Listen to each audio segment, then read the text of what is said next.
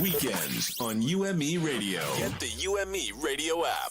Are you ready for the weekend? Oh, yes, girl. Get your cup of tea and mic check, 1, 2. I am so ready. To inspire, motivate, and educate. Weekends on UME Radio. The sun is up and so are we. News, interviews, hot topics. Connect with us.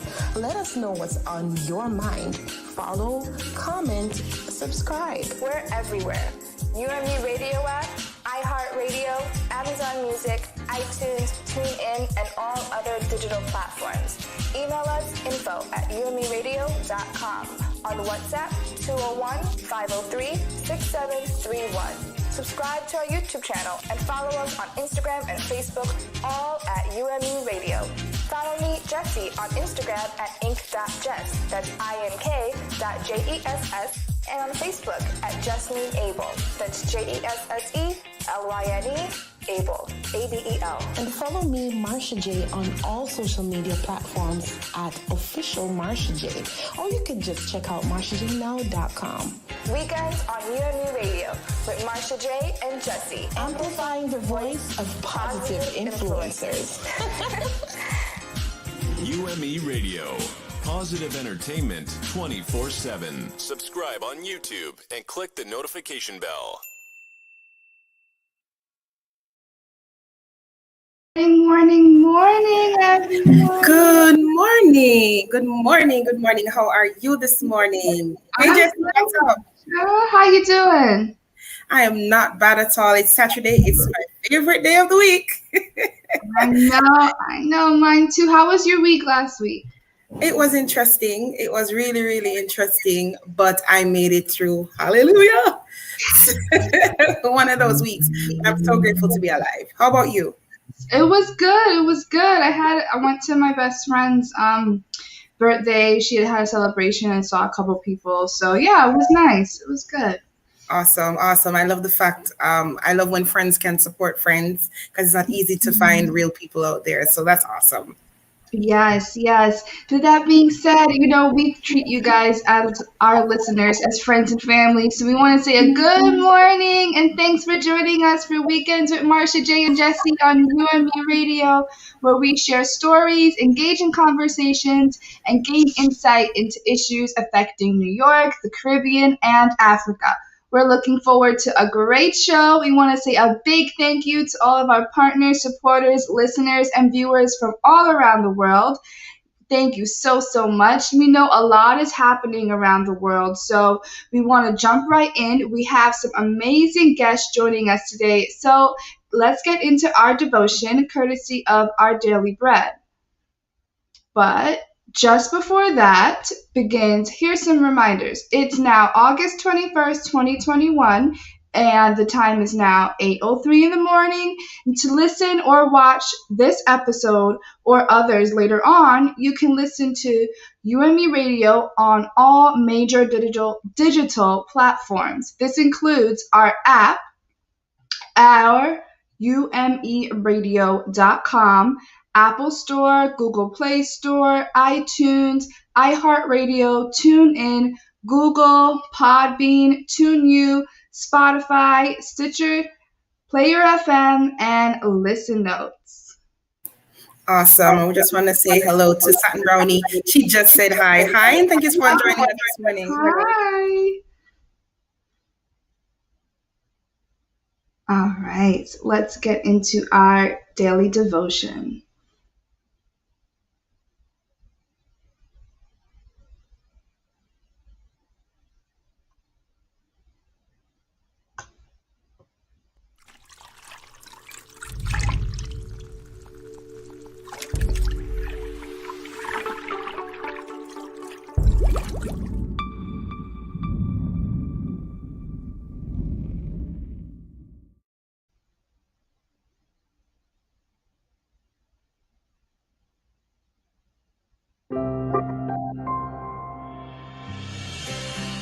Your encouragement from the Our Daily Bread devotional was written by Allison Kita. It's titled, Carried Through the Storm. During Scottish missionary Alexander Duff's first voyage to India in 1830, he was shipwrecked in a storm off the coast of South Africa. He and his fellow passengers made it to a small, desolate island, and a short time later, one of the crew found a copy of a Bible belonging to Duff washed ashore on the beach. When the book dried, Duff read Psalm 107 to his fellow survivors, and they took courage. Finally, after a rescue and yet another shipwreck, Duff arrived in India. Psalm 107 lists some of the ways God delivered the Israelites. Duff and his shipmates no doubt identified with and took comfort in the words, "He stilled the storm to a whisper. The waves of the sea were hushed." They were glad when it grew calm, and he guided them to their desired haven. And, like the Israelites, they too gave thanks to the Lord for his unfailing love and his wonderful deeds for mankind. We see a parallel to Psalm 107, verses 28 through 30 in the New Testament. Jesus and his disciples were in a boat at sea when a violent storm began. His disciples cried out in fear, and Jesus, God in flesh, calmed the sea. We too can take courage. Our powerful God and Savior hears and responds to our cries and comforts us in the midst of our storms.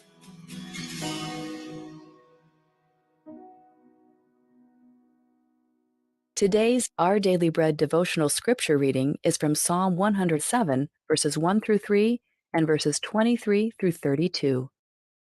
Give thanks to the Lord, for he is good. His love endures forever. Let the redeemed of the Lord tell their story, those he redeemed from the hand of the foe, those he gathered from the lands, from east and west, from north and south. Now picking up at verse 23. Some went out on the sea in ships. They were merchants on the mighty waters. They saw the works of the Lord, his wonderful deeds in the deep. For he spoke and stirred up a tempest that lifted high the waves. They mounted up to the heavens and went down to the depths. In their peril, their courage melted away. They reeled and staggered like drunkards. They were at their wits' end. Then they cried out to the Lord in their trouble, and he brought them out of their distress. He stilled the storm to a whisper. The waves of the sea were hushed. They were glad when it grew calm, and he guided them to their desired haven. Let them give thanks to the Lord for his unfailing love and his wonderful deeds for mankind. Let them exalt him in the assembly of the people and praise him in the council of the elders. Let's pray. God, we thank you for not leaving us to face our storms alone. You are a great and mighty God, and you give us peace when the challenges of life just seem too overwhelming. Thank you for loving us so much and for providing a place of comfort and refuge in you. It's in Jesus' name we pray. Amen. Today's encouragement was provided by Our Daily Bread Ministries.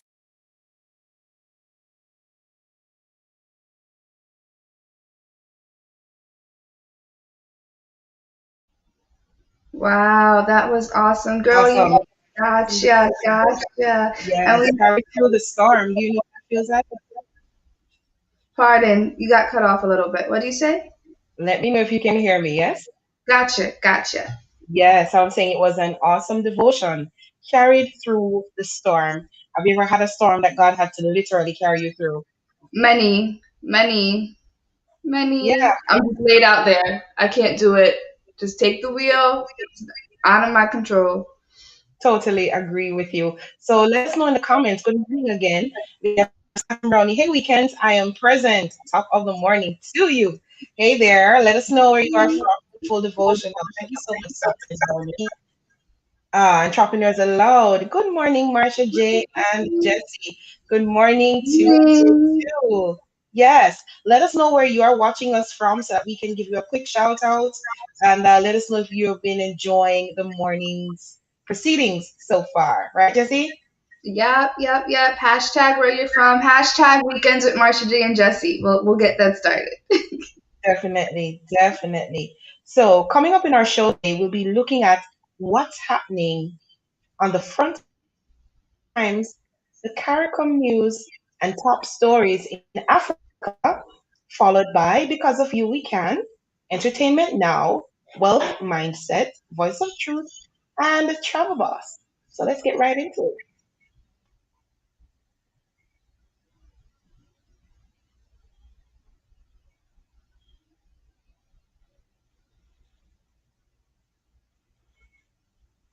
All right, guys. So this here is the front page of the New York Times, and the main front page. That picture is captioned Khalil Haqqani, who leads a powerful Taliban faction and is one of the U.S.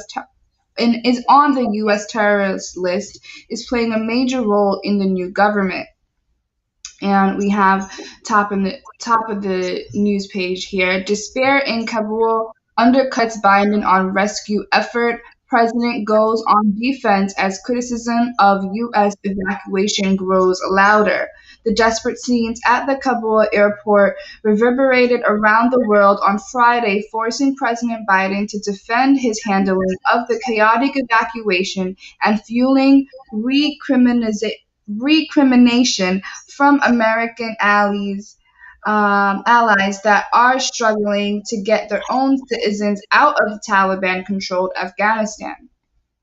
We hear benefit cutoffs failing to ease labor shortfall. Bad bet hurts efforts to expand COVID screening. Company destroyed its test supplies just as U.S. cases soared. As we scroll down, Taliban employ tweets to push distorted view, a presidency and its values put to the test. We have a picture here that is frustration building in Haiti, waiting for food in Les Cayes, where scuffles broke out over supplies a week after a quake. And we have this, looks like an elderly woman here, just waiting for food and begging for food. We also have new Jeopardy host leaves putting a TV institution in chaos. Offensive observations on podcasts resurface. And guys, this is on the front page of the New York Times. Marsha, what's going down in the Caribbean? All right, so these are the stories making the front page of the Caribbean news, and we want to say thank you so much to today.caricom.org for today's news. So, trending, we have a message from the CARICOM chairman, Honorable Alan M. Constante, on the current situation there. We have Caribbean Disaster Emergency Management Agency press release. That's a CDEMA to deploy COST members to Haiti. We also have CARICOM member states given framework for learning recovery in the education center. Prime Minister Holness from Jamaica announces no movement days to curb C-19 surge. We have CARPHA, CARPHA, introduces online form to report adverse events following C-19. The CTU to discuss internet governance priorities in post-COVID-19 era. C-19 funding plea to combat Delta variant, call to suspend booster rollout. And we have banana exports, the demise of green gold. Suriname president says CARICOM must do all it can to assist Haiti. CARICOM chair, Secretary General, thank Lacroix for his contribution thus far. President Ali, CARICOM SG discusses food security and regional development. Right. CARICOM at work, we have CARICOM member states given framework for learning recovery in education center. Over in personality, on that page we'll have history, making PM Maya Motley has monumental plans for Barbados, and under in-depth we have our exports gone. And so these are the stories making the front page of the Caribbean News from today.caricom.org. And moving on over to Africa, and we want to say thank you to africanews.com for our information this morning. Just in, biogas changes attitudes towards waste in rural Benin. Morocco's king denounces methodical attacks on his country. Uganda non-profit groups decry government suspension. We have Libyans mark anniversary of liberation in Tripoli. And scrolling down some more, we have DRC, at least 18 dead in fighting between the army and ADF rebels in the east. In South Africa, public interest for COVID vaccine declines as fear spreads. In Burkina Faso, death toll from jihadist attack in north rises. Disable the Dominican Republic of Congo, street musicians push for copyright recognition. Over in Nigeria, faced by rising insecurity, citizens organize to ensure their safety.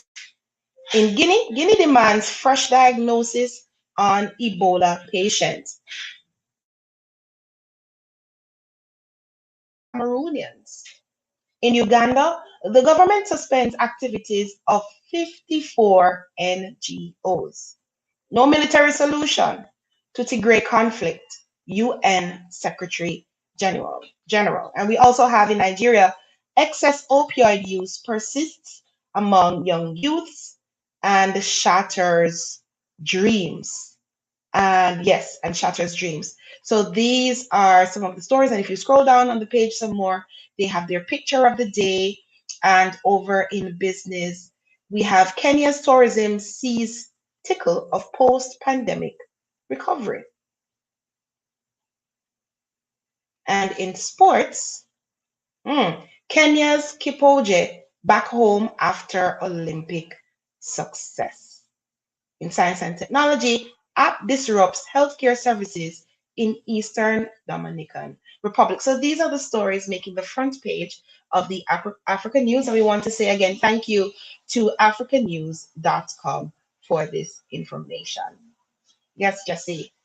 Woo, so much going on. So much going on. Jesse, I don't think we can. I'm here. Yes. Okay. Yes, a whole bunch is going on. We do want to have some highlights on three top stories that have been going on this past week,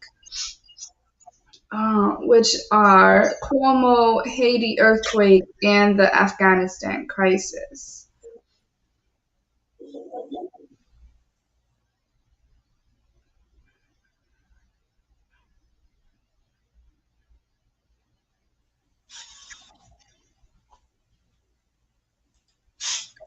All right, so We are thrilled to have in studio with us today. We have a few guests that are coming, and we have one guest that is already in. So we're going to start the conversation with her. And we are thrilled to have with us in studio today teacher Miss Kimberly Christie.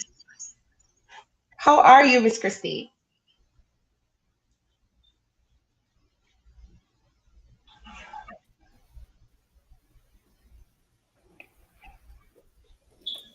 Let us know if you can hear us. Hello. Hi, good morning. Hey, Morning, morning. How thank you are so much for you? being here this morning. Thank you for having me.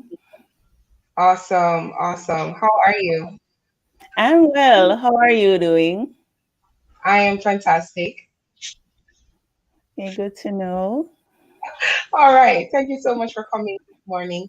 And we know that you are a Jamaican teacher and you are, Mm-hmm. yes, you are from, well, you are teaching in Afghanistan. So I want to have a No, conversation. no, no, not in Afghanistan. No, not there. No, in the Middle Eastern region, but it's not Middle Afghanistan. Eastern Not at region. all. Thank you so much. Thank you so much for that. Thank you so much for that.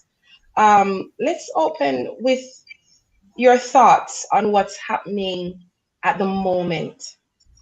Please share with us your perspective on what's currently happening in Afghanistan with the Taliban and what does it mean for the residents there? All right. So this here is a very unfortunate and sad situation. Um, From news reports, it seemed as if it was a long time coming because they have had similar incidences about 15, 20 years ago. Uh, However, it is just, as I said, sad that even in 2021, there are still some rigid laws and structures that still take precedence and and things that is being enforced and trying to be reinforced on the people of Afghanistan. Uh, the funny thing about it is that the Taliban, they are guided by the Sharia law, and the Sharia law speaks about peace and everything that is good. Are you hearing me?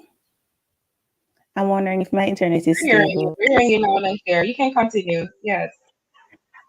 Okay. So it is just as I said, contradictory that they are guided by a law, the Sharia law, that speaks to peace, that speaks to everything that is good, love, and they are their interpretation of both completely different from what it is that we know it to be. And the thing with what is even more disheartening is the fact that the females, sorry, the women, they are still not entitled to education under that law, and they're dressing the way in which that they're expected to dress for education for children. So it is almost like a step backward. And where I live, which is in Kurdistan, pretty much probably like a 3 hours, 3 to 4 hours flight time from there. There are there is not that where it's not either. I say not even should. I do not know of any cases where people are. I know that there are villages where children do not go to school, but it is not a case where it is a definite law that they cannot go.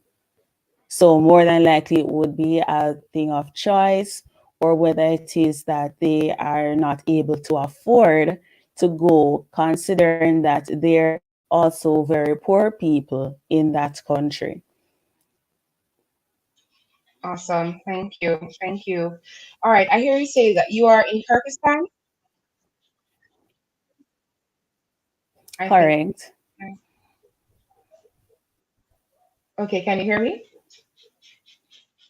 Yes, I can hear you. Okay, awesome. It's probably frozen on my side. All right, so you're in Pakistan. What's the difference between where you are and Afghanistan?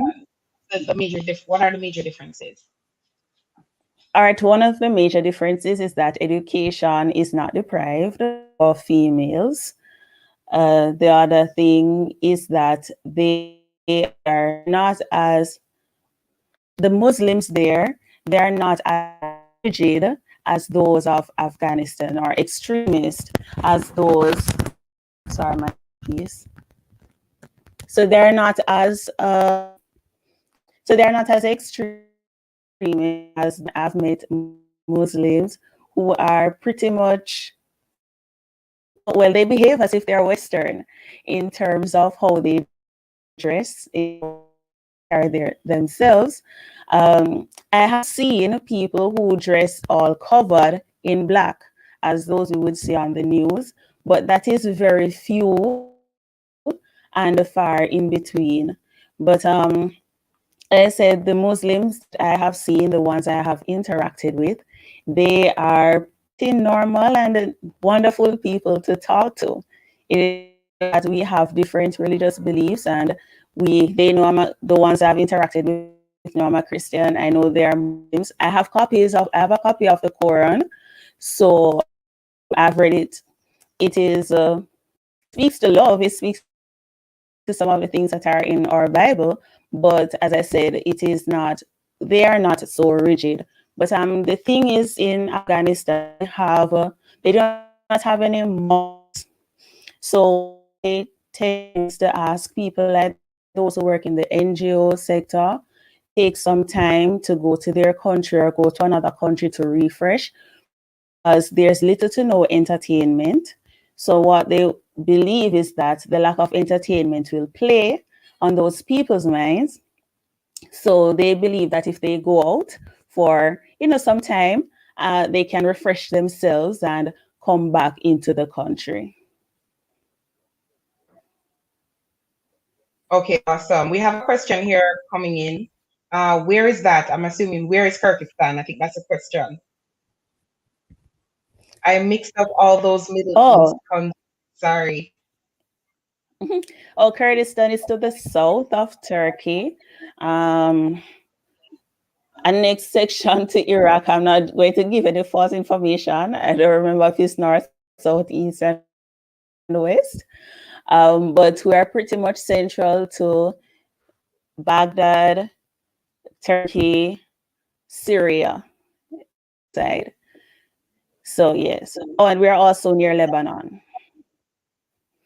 Okay, okay. Do you know like any persons that are over on the Afghanistan side? Like, what is their experience? If you do. Well, yes, I know of one person, as I say, who works as a consultant there. So it was from that knowledge I was able to tell you about the fact that they do not have malls, because I'm like, a country without a mall, a country without any entertainment, any cinema, nothing, just Wow. supermarkets and places to get produce. So it's not like we can shop for clothes there, like how we are used to stores, right? So it's not like they have that setting. So what she had said, or what she had expressed, was that they give them either 3 to 4 months to stay in the country, so they can leave for about 2 weeks or 3 and come back, because they think that staying there too long will affect their mental state.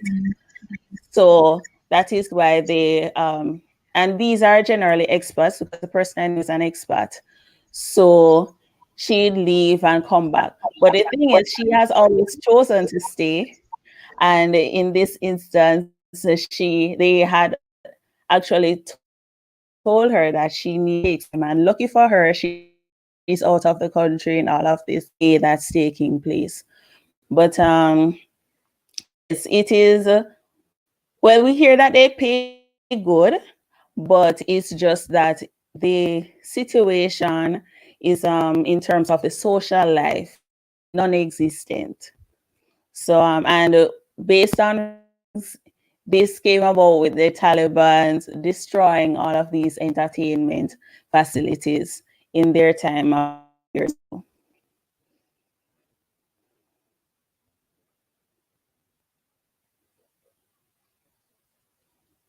Awesome. Thank you so much for that. We have another listener viewer question that's coming in from Entrepreneurs Aloud. Thank you so much for this question. It says, how does what is happening in Afghan affecting where you are?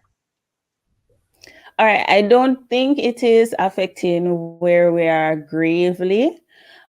The thing is, well, one, people are going to be concerned, going to be emotional about it. But I believe that if people from Afghanistan can flee and get to Kurdistan, then they would readily accept them, because there are people who have fled from Damascus, Syria, to come there. So, yes, it does not really affect it doesn't affect our economy. It does not affect tourism. There are some Taliban descendants who are still from that group, but they're in very small numbers. So it is not like it is going to affect how it is that it's not going to destroy the country. We don't perceive that it is going to destroy the country anytime soon, but it is not, we're not affected by what is going on, and just the emotion.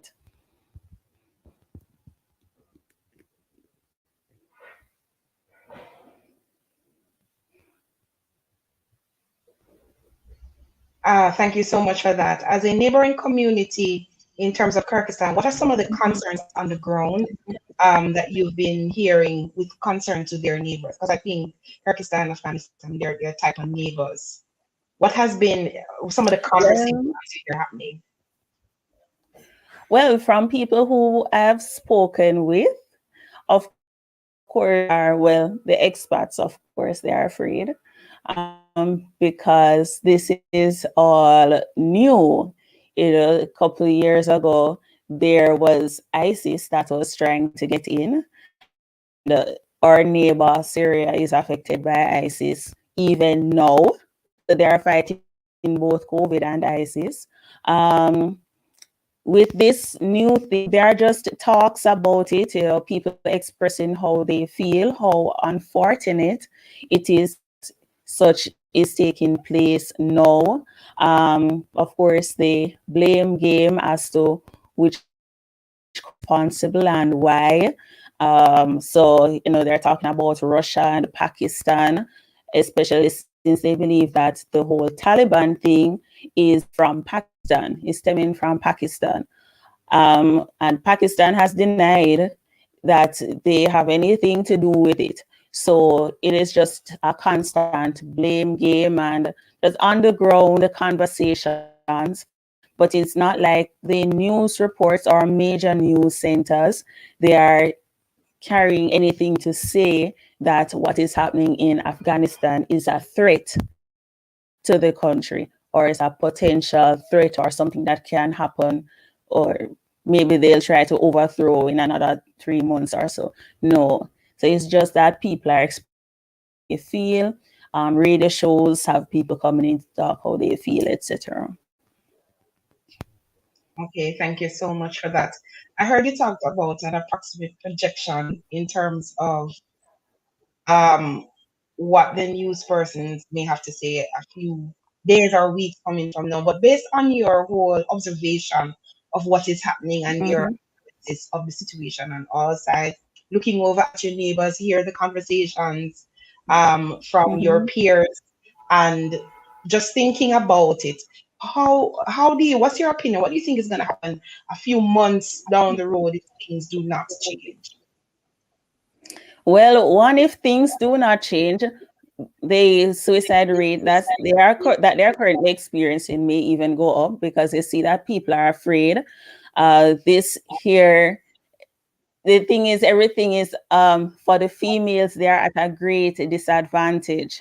So if you notice that the males are the ones at the forefront trying to flee, and because there are laws that the women are supposed to stay behind, they are supposed to be seen and basically not heard.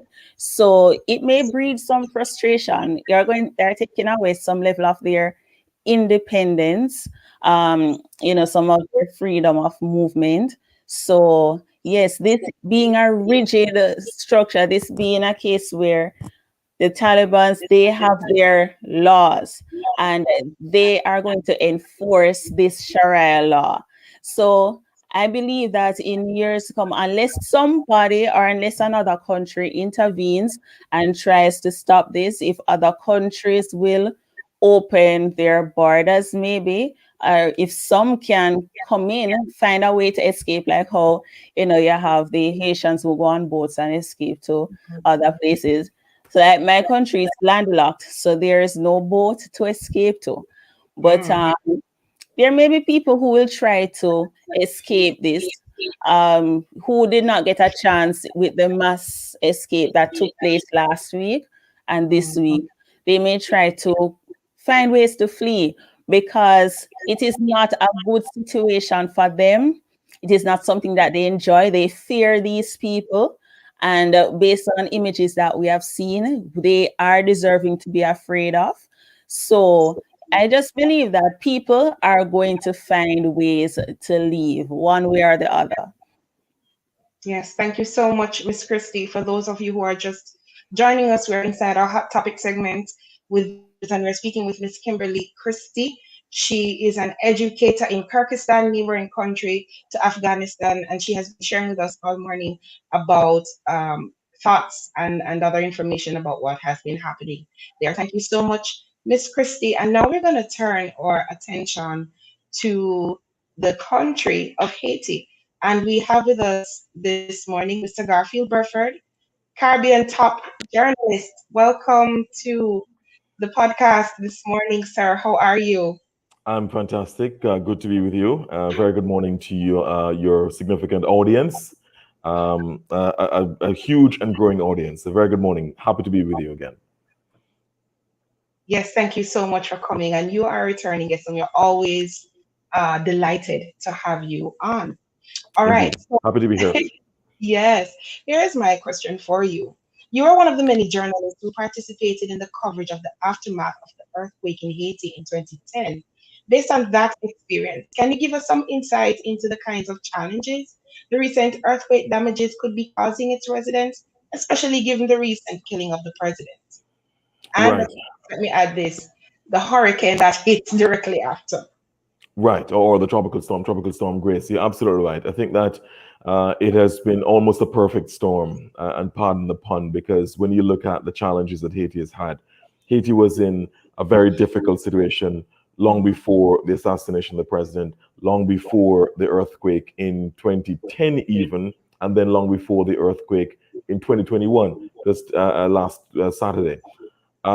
Haiti has been in a very, very difficult situation long before the assassination of the president, Jovenel Moïse. So in other words, you're talking about these now being the latest in a series of almost uninterrupted crises in Haiti. It is just a very, very difficult, almost conveyor belt of challenges for the country.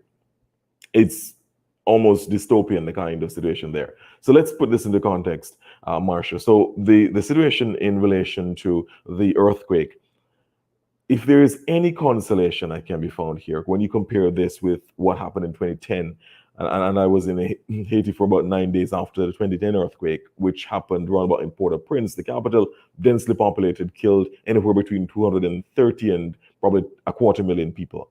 Thousands more, many thousands, hundreds of thousands more were injured and displaced. Some of them are still displaced up to this day, Marsha.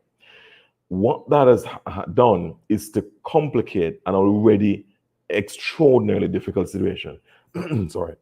So this has now, there would have been significant lack of recovery for many people since 2010, and now this has complicated it. If there is any consolation, though, is that this 7.2 earthquake, which was stronger than the one in 2010, that one was 7.0, this is 7.2. This earthquake, if anything, happened in a less densely populated area. right? And that has resulted in the death toll not being anywhere near what happened in 2010, when you had well over 200,000 people dying. So far, you've had 2,000 people or so dying. Horrible as that is, it could have been worse had it been in a more densely populated area. So this happened in the southwestern parts of the country, pretty much a peninsula, and so on. So it was not as densely populated as in the interior, where the capital, Port-au-Prince, is. But the challenges are similar, Marsha, to what happened following 2010. The building code is almost non-existent. So when, for example, you have an earthquake at that magnitude, it is going to cause colossal damage because the buildings are not well constructed. You'll see from the pictures, and I would have been there after 2010 and seen for myself, just bracing against some of the what are said to be concrete walls, block and steel, and I could almost push them down, and I am no Samson. So what this shows is that there is a significant challenge in relation to the building code, or lack thereof, or lack of enforcement of the building code. It is frightening what I saw there in 2010, frightening what I'm seeing now from the pictures in 2021. And it just goes to show the importance of building back Haiti better. In other words, I just discussed this yesterday, Marsha, with the ambassador, Antigua and Barbuda's ambassador to the Organization of American States. The OAS had a permanent council meeting yesterday called to focus directly on the challenge faced by Haiti. And he made a clarion call on behalf of CARICOM for the international community to address the challenges of Haiti, to respond urgently with aid and whatever other need there is. But what also needs to happen is that we need to build back better in Haiti, insist on building back better. In other words, it can't be the same buildings that you build that were destroyed by 2010 and 2021 earthquakes. It has to be that there's a better building code, or certainly enforcement of the building code. There must be structures in place to ensure that going forward, Haiti, because more earthquakes will come. Haiti is in a very tectonically active area. It sits on a fault line. So there will be more earthquakes. How do we ensure that going forward, Haiti is in a better position to withstand these earthquakes without the kind of colossal loss of life and damage that we've seen? Yes, thank you so much for that. I totally agree. I was actually looking at an article from the UN where it talks about over 94 schools were actually damaged. And so the infrastructure definitely is something that needs to be looked at, even hereafter, in terms of how it is engineered. And just to ensure, even though it sits on a fault line, like how can we, ensure that going forward, it's more than just a building. It actually has the capacity to stand up to the possibilities of all the disasters that may take place there. Thank you so much for that. We have a comment here from Satin Brownie. She says, wow, there's so much going on in the world. I assume that you are reporting the story. What are the key findings re the earthquake and the murder of the president, please? Right. So, of course, the earthquake would have happened just a few weeks after the assassination, the horrible assassination of President Jovenel Moise. Commanders entered his home, shot him dead, shot and injured his wife, Martine Moise. Fortunately for the First Lady, she survived and she went away for treatment and has since returned to Haiti. Still recovering, but as I said, it could have been even worse. But tragically, the president was assassinated. So there would have been political uncertainty, the social kind of uncertainty because of the assassination of the president, and then the earthquake would have just compounded that powder keg of a challenge in terms of what's taking place there in Haiti. And what is frightening almost is that, again, the structures are almost non-existent at this point in terms of the social and political and legal structures in Haiti. So there is pretty much no national assembly right now. The government of Ariel Henry is, who is the prime minister, is pretty much ruling by decree. He's not been elected, so in other words, you couldn't have had an election after the assassination of the president. Should have been an election next month. That will likely not happen next month. So it is Not just the fact that there's been an assassination, the earthquake, the tropical storm Grace, and so on. You've also had the political instability, the uncertainty about the future in relation to these key positions and structures in the country, the kind of legal structure. There are some missing posts, or posts which are vacant at this point in relation to the court system. The National Assembly doesn't operate. So there are additional challenges that have to be worked out to ensure that when the aid comes in, as it will, that it's properly managed and that it goes to the people who really need it. The real challenge in Haiti, what I saw, Marsha, when I went there, is that there is a chasm between the haves and the have-nots. There's pretty much no middle class there. You're either very rich or you're very poor. And unfortunately, you have the majority of people who are very, very poor. And that's the real challenge, that there have to be structures in place to ensure that the aid reaches the people who really need it. Wow. We have a listener question that comes in that says, how does the Caribbean help Haiti? Like, what do we need to do? Right. When I spoke with Ambassador Ronald Sanders, as I said, Antigua and Barbuda's ambassador to the Organization of American States, he has been a very vociferous voice on the need to address in a meaningful, sustainable way the challenges of Haiti. He said yesterday, the Caribbean has already been doing a significant amount of work to assist Haiti in the aftermath of the earthquake and the tropical storm. The Caribbean Catastrophe Risk Insurance Facility, the CRIF fund, is going to be paying out $40 million to Haiti over the next few weeks. I think one of the payments is going to be made possibly $50 million. The first $50 million is going to be paid possibly by as early as next week, if not already. The other $25 million after over some period of time after that. Now, what is clear is that this is by the way the biggest payout from the Caribbean Catastrophe Risk Insurance, any one-time payment, the biggest one-time payment so far. The Caribbean Development Bank, which is another regional arm, regional facility, has been paying the premiums of Haiti, because the premiums for this Caribbean Catastrophe Risk Insurance Facility. SEDIMA is also going to be assisting, which is the CARICOM arm dealing with emergency disaster relief. So that's the Caribbean Disaster Emergency Management Agency. It is expected to do some logistical work to assist Haiti. So there is significant work that the Caribbean is doing and the CARICOM grouping is doing in relation to using the arms of the bloc. What is clear now is that, as I said earlier, it has to be about building back better. It can't be that the buildings, for example, the replacement homes that are going to be built for individuals are going to be built the same way that these were built. You have to have resilient infrastructure, and not only homes, but also roads, bridges, and so on. There has to be that focus. We now have a huge focus around the world on building back better for climate change. Haiti needs that, because they're not only imperiled by storms and other tropical cyclones, but earthquakes. This is now the second major earthquake in 11 years, and there will be more, unfortunately. We have to be ready for that. Secondly, there has to be possibly capacity building assistance to put better structures in place in Haiti. Because you can't keep giving Haiti a fish. You have to ensure that the people get sustainable and understand how it is to learn to fish. So you have to have sustainable infrastructure there, sustainable systems in place that work for the people of Haiti. Because when I was there, what was the main cause of angst for most people who were affected by the earthquake in 2010, that is? And I reached there about 10 days after the earthquake in 2010.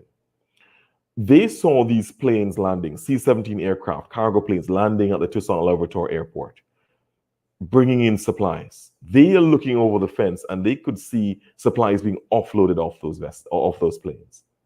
It took them days, weeks to get that assistance. So the structures to ensure that after the aid comes in, how is it coordinated, managed, and directed to the people who need it most? That is the real challenge. So those structures have to be in place going forward. That's the way that the CARICOM and the wider Caribbean can do. Not just CARICOM, because the Dominican Republic, which shares Hispaniola with Haiti, is not a member of CARICOM. Puerto Rico, which is a U.S. territory, is not a member of CARICOM. Cuba, not a member of CARICOM. So apart from CARICOM, the broader Caribbean can focus on those areas. Of course, there will be the need for immediate assistance, food, water, temporary housing, possibly for the individuals who are displaced. But what is also going to be critical is that as we build back better, or as we build back for the future, it has to be building back better, a better building code, better enforcement of the building code, structures in place to prevent corruption, to prevent people siphoning off the funds that come in for the people and don't reach them. All of those, so governance structures, infrastructure, in terms of making sure that those are in place and built back better than how they've been. Totally agreed with you. We're wrapping up here with your part of it, but we have another question coming in. It says, listener question: I feel overwhelmed with what's happening in that country. I don't see how to support them. Any ideas? Right. So pretty much what I touched on earlier in terms of the need for focusing on the long-term future and development of Haiti. Let's be clear. Let's remind our audience, Marsha, that Haiti has been, and co-host, so sorry. Haiti has faced disaster after disaster, man-made and natural. First Black-led republic, 1804, independence from France. France exacted a heavy toll on Haiti, one that used up, in other words, Haiti had to essentially compensate France for having won its freedom, as almost ridiculous as that sounds. So it set back Haiti a very, very long time. So a lot of what was being produced in terms of the economic output of Haiti was going back to France, its former colonial power, its former colonial master. Then Haiti didn't do itself any favors with its homegrown leaders, because you had the infamous Papa Doc and his son Baby Doc, as in Jean-Claude Duvalier and as I said, Papa Doc and Baby Doc. What you had during that time with the Tantan coups and so on, what you had during that time was brutal rule of Haitians by Haitians. So apart from the imperial domination of Haiti by the French and getting the independence as the first Black-led republic in 1804, Haiti didn't do itself any favors either when the Haitians themselves were in power with Papa Doc and Baby Doc. And then after that, you had all this political instability, social instability, economic stagnation. We remember what happened with Jean-Claude, with Mr. Aristide, Jean-Bertrand Aristide, whisked out of Haiti. There's been foreign intervention, which has not always been to the assistance of Haiti. People have essentially intervened for their own selfish interests, several countries. It's almost as if they're dividing and quartering Haiti. It's almost as if we're going back to the days when the European powers were essentially quartering up the third world. So what has happened is that there's been this confluence of challenges, both man-made and natural. Country can't seem to get a break. How do we help Haiti going forward? That's the crux of the issue. It has to be that there is either a government of national unity at this point before the elections, because at this point, Ariel Henry, the prime minister, doesn't have the support of everybody in the country, and he doesn't have the support of key sectors in the country. So what is going to be crucial is that there is a government that is credible, that commands the respect and support of significant portions of the society. Then the structures have to be put in place to ensure that going forward, there can be that focus on sustainable development of the people. As I said to you, the majority of people are very poor, a very small minority, very rich. There's pretty much no middle class. You're either very rich or very poor. When the aid comes in, the people see it coming in, hear about it, they don't benefit from it. They're wondering, aid? What aid? So and that's a function of the fact that there are no structures in place to channel that aid, or the structures are not always in place to channel that aid to the people in need. So how can you help out there? How can CARICOM help? How can the OAS help? How can the US, the G7 countries, how can they help? How can the international financial organizations help? Immediately, funding to assist the people who are displaced, who don't have anything to eat or drink, who pretty much are living on the mounds of rubble, which were their homes. Immediately, there has to be some assistance for them. But that it can't just be that international community is going to just always be doling out money. And you haven't seen the concomitant impact on the improvement in the social lives of the people, the social and economic conditions of the people. So in other words, the GDP per capita in Haiti hasn't improved. The Human Development Index hasn't improved, despite all this aid coming in. You know why? Because there's a disconnect between the aid coming in and reaching the people who are in greatest need. So those structures have to be put in place. CARICOM can assist, OAS can assist, G7 can assist, the IMF, the World Bank, the IDB, all of these international financial organizations can assist by creating the enabling environment for there to be transparency, accountability, sustainable systems run by Haitians for Haitians. It can't be parachuted solutions. It can't be somebody from outside coming in to find the solutions for Haiti. Haiti will have to be helped to find their own solutions with the international community holding their hands. And again, I stress, what is a fundamental thing on the ground, which I saw when I was there with my own two eyes, and I couldn't believe it. The poor construction, which almost made it a factor of 10, which compounded the crisis almost to a factor of 100 or whatever the amount of the factor is, because the buildings pancaked. You're talking about a 2 and 3 story building that's pancaked, coming down into like a half a story, because the construction not done properly. You see that earthquake, you see a kind of earthquake like that in other countries, it doesn't cause that amount of infrastructural damage. You have to ask yourself why. I spoke with a Jamaican in Haiti in 2010, and he said, look, if you're fighting too hard, the houses, most of the houses are not built properly. If you're fighting too hard inside, you end up outside, and vice versa. If you hit against the wall too hard, it crumbles.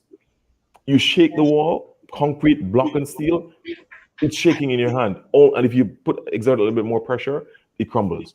Point is, the resilient infrastructure, there needs to be a building back better infrastructure, more resilient housing and roads and bridges and so on. Because when disasters come, when disasters come as they will, we're gonna have a repeat of the same situation if we don't fix that sustainably. I have one very last final question. How much of Haiti's problems were caused historically by Western powers, including the United States? That's an extraordinarily important question. So sorry. And it's the geopolitics of it. Haiti has been almost a pawn in a broader geopolitical game. And the real travesty of it, the real tragedy of it almost, is that international powers have had a malign influence on Haiti as opposed to a benign influence on Haiti. We start with France. As I said to you, France, colonial power in Haiti. Haiti got independence 1804. And instead of actually advancing as a first Black-led republic, being a paragon of what was possible by Black people leading themselves and creating their own destiny, charting their own destiny, we've had essentially almost a powder keg. And what we've had, as I said, France almost exacting a tribute from Haiti, demanding payment from Haiti, compensation from Haiti, after having subjugated and exploited Haiti, raped Haiti, essentially asking back for compensation from the Haitians. That was frighteningly, shockingly abhorrent. But then other powers have not helped either. The United States, Canada, they have not been always, look, let's be clear. They've come in, for example, after these disasters and given assistance to Haiti.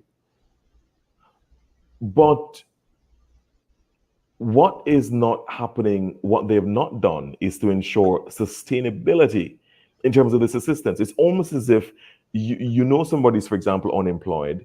If you give them money this week to buy food, obviously, if they're not going to be, if you don't ensure that they have a way of sustainably earning for themselves, next week they will going to come back to you for money, and the week after that.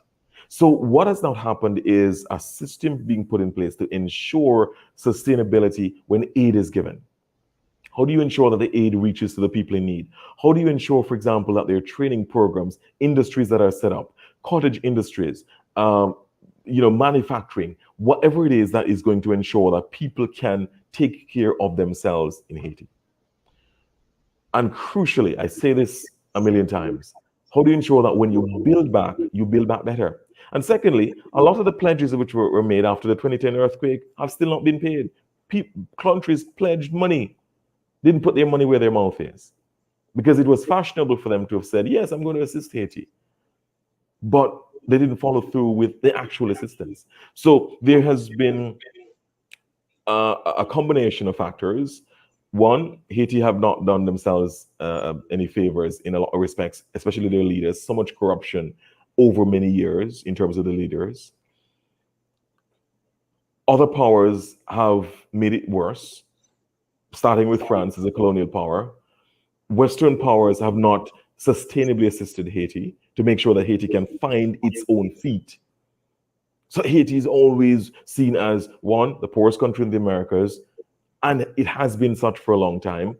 And if we do not get serious about finding sustainable solutions, it's going to continue to be one of the poorest country in the Americas. So there has to, I suppose this might be an inflection point. This might be a point at which the international community says, because there's a lot of donor fatigue with Haiti right now. Countries say, well, we've given a lot of money to Haiti and we haven't seen the result. Fine, you haven't seen the result because it's not rocket science. You have to put in the structures and systems to ensure that there are these results. So this might be an inflection point to say, let's get it right this time, finally, and give Haiti a chance to breathe, finally. Right now, Haiti's Welcome to Voice of Truth, where we take a look inside migration and immigration stories, community health issues, and stories of hope, based on the experiences of migrants who are people of color. We use other people's stories as a cautionary tale and point of reference to enhance the life outcomes of our migrants.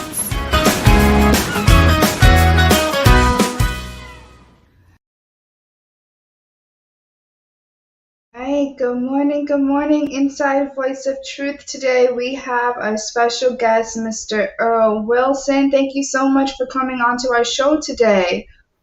I'm honored to be here. Thank you for having me. Thank you so much. And we know that Mr. Earl Wilson is attorney for general practice firm in New York, specializing in civil litigation, real estate, matrimonial, and family, real estate, elder law, and also criminal law. Inside Voice of Truth, we do want to talk about a very major topic, but we first want to talk about what's been going on in New York in light of the Cuomo resignation. And we have some questions coming in. Give me one moment here. So, in light of Cuomo's resigning, what does that mean for the state of New York and the state of leadership everywhere? That's an excellent question. Well, Governor Cuomo, or soon to be former Governor Cuomo, was elected in 2010 as a Democratic nominee and has been in the office for 11 years to date. He has a legacy that he set up in New York State. He is basically known as a pro-business, almost Clintonian, if you remember Bill Clinton's policies, sort of a moderate Democrat, not too much on the left, but sort of centrist in his politics. And he has basically set New York City, New York State on a path that fits his philosophy. Going forward, Kathy Hochul, who is the first female or woman governor in the history of New York State, which I think is certainly applaudable, notwithstanding how it came about, has a challenge. She also, understandably, I believe, is a moderate Democrat, but to the extent of what her policies will be, no one can really be too sure. And of course, she is a Democrat, so we know that there's going to be only so far she's going to go in terms of maybe to the right, but she has so many challenges right now. The most important one being COVID-19 and getting that under control. That there are just certain decisions that she's going to have to make right off the bat. Probably she's already made. And so it's an excellent question. We are probably in a wait and see mode as to exactly how far she will go in terms of her policy. She indicated she's going to run again. She made that very clear when she was appointed or brought in as the governor, sort of the interim governor. And so we're going to have a very interesting time in New York in terms of governance. That's it. Pretty much that. Yeah. And another question before we go to our main topic in regards to Cuomo, that no one, since the resignation, the issue with the nursing homes, that kind of got like swept under the rug. Do you feel that she is going to have to address that with, with him? Yes, absolutely. So one interesting thing with Kathy Hochul is that Kathy Hochul, as the lieutenant governor, was not in the circle of the governor. So she can actually step aside, or she has been able to step aside much of the controversy. In fact, seems like all of the controversy. I know there are questions that are being asked by the Senate and the Assembly as to what role she had to play in the scandal that actually brought Governor Cuomo down, the sexual harassment issues, or the nursing home issues. And so far, she's been able to skirt that because she was always on a different path. As she ran differently. If people sort of remember Kathy Hochul, she didn't really run next to Governor Cuomo when she was running. She ran her own campaign. She was elected, certainly on the same ticket, but she basically had her own path. And since being elected, her role is different. She's traveling the state, sort of like being the one who conveys the messages of the administration, so to speak, but without really being involved directly with the governor. From what we understand, didn't really get along with him. So she's going to be able to address those issues. And my understanding is, yes, she will probably launch some sort of investigation. The Assembly and the Senate are going to require it. And I might add, the Senate and the Assembly, which are overwhelmingly Democratic, and in many cases, in many instances, progressive, right?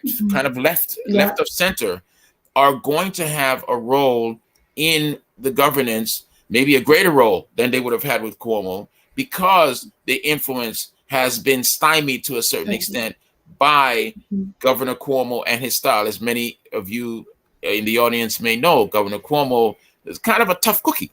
And he had a certain style, almost, some will say, a bullying style, not well liked by many people. You may have heard. And so, now you have someone coming in. She's a woman. She's got a different style. She's got the Senate to work with. There's some pundits that are saying that the politics are going to move way left because of the influence of the Senate and the Assembly. And there's some that are saying, no, it's going to probably still be about the same, moderate. As I said, we will see in terms of how things go. Right. Wow. I don't want to say excited, but I'm curious to see how things go just with you. So our main topic for today, we want to talk about the psychology of racism. And I want to preface that with, there's another question that came in. What a football game. Okay, I think that goes into our main one, but I want to preface that one of our listeners sent in a kind of script, so you say, and I just want to read a little bit of it and then go into some questions with it. So the script that she said is called Colored Conversation. And you have blacks saying, "We built America." Whites, "You may think so, but let's put it into perspective. We bought you, we shipped you here, we paid for your resources, materials, and expertise to build an economic system for our families. Blacks, well, what about all the hours of labor our forefathers should have been paid for? Whites, we gave you a place to live. We brought you to the land of opportunities for your children to be born here and live as second-class citizens. Blacks, how are you feeding me when we went to school and play? How are you feeding me when we went to school and played by the rules, graduated with honors, and are still overlooked for the jobs we qualify for? We even reject our own identity and community to show you that we are loyal and now qualify to be at your table. Whites, that's just it. It's our table. Blacks, but I tried to build my own and the system doesn't work for me. Whites, I know you are trying to build it in my home. Black kids, but I was born here. This is my home. I am an American. Whites, you may think so, but let me tell you what our foreparents failed to tell you. We gave you a place to live. We brought you to the land of opportunities for your children to be born here and live as second-class citizens, which is a step up from your shithole countries. We fed you and we keep feeding you, Black kids, huh? So with that being said, we do have a couple of questions here. So the first one is that some say that racism is a systemic I cannot say that word. Sorry, guys. Systemic disenfranchisement. Sorry, I can't say that word. Never could say it. Of people of color. Others debate that it is an elevated prejudicial behavior of one person against another. Mr. Wilson, how would you define racism? Or how does the law look at it if there is an official definition of racism? I go right back to the dictionary when I look at racism. Racism is a concept, almost like a doctrine, of superiority by one group, racial group, against another racial group, or one person of a race against another race. And the indicators of that are that the one group who is racist determines that they are superior to the other group or person. And I think if we follow that definition, that's part one of the definition, by the way. If we follow part one of that definition, I think that's one way of looking at racism. And the second way is that group or person that feels a level of superiority or determines that they are superior in some way has the power, has the opportunity to determine the fate of the second group, or the group that is being looked at as being inferior. And I think if you take those two parts, you are going to see racism. If you're not looking at it from that standpoint, then you're going to see racism as being maybe one person of a race, could be a Black person, could be a Latino person, could be an Asian person, feeling in some way that they're better than a white person, or better than a Black person, or better than someone else within that context. And it mixes up and confuses the dynamic, which is what I find today. When you hear the word racism, you'll hear Black people being called racist. And right, that was my next question. Yeah, if a Black person could be seen as racist. And I have determined, based on the definition of racism, and you can look it up in the dictionary, I've given one part of it. Part one that I gave is actually in the dictionary. Part two, many sociologists and intellectuals will add that part too, because that is a major focus of how racism as a system, ISM, right? It's systemic, as you mentioned, how it actually gets deployed and how it's been deployed consistently and in different forms over the decades. The 245 years of this country's existence since the Declaration of Independence, and even before that, in the 1600s, when the color of one's skin became an issue, and an issue under which it was determined how you would live your life, or how one would live one's life. Yep, I know. And how does, I mean, this question is loaded.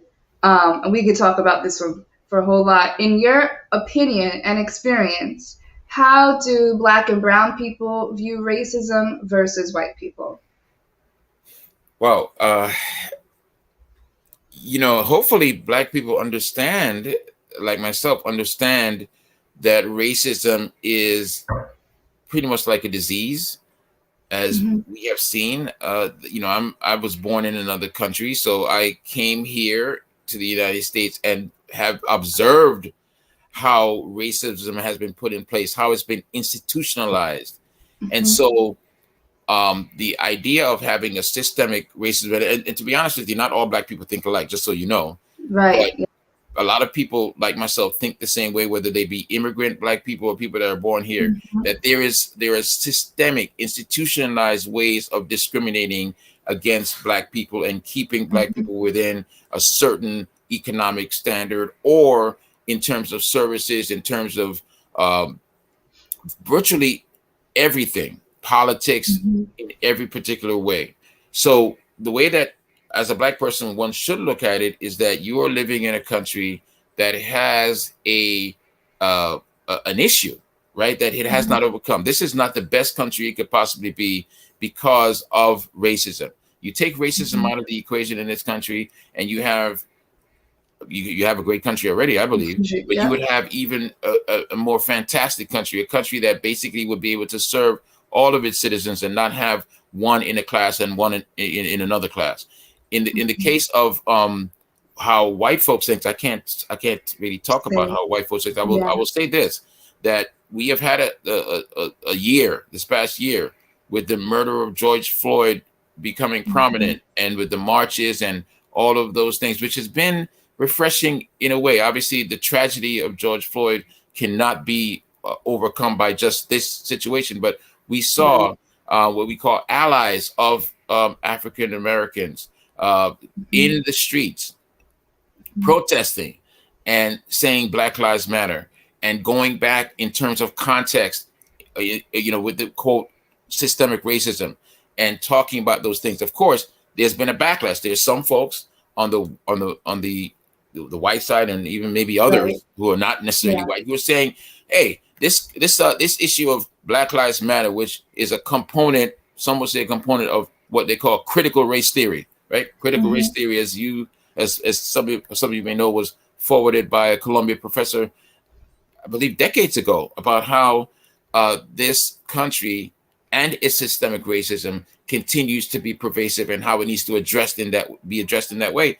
But of course, you have a backlash now that's saying critical race theory should not be taught.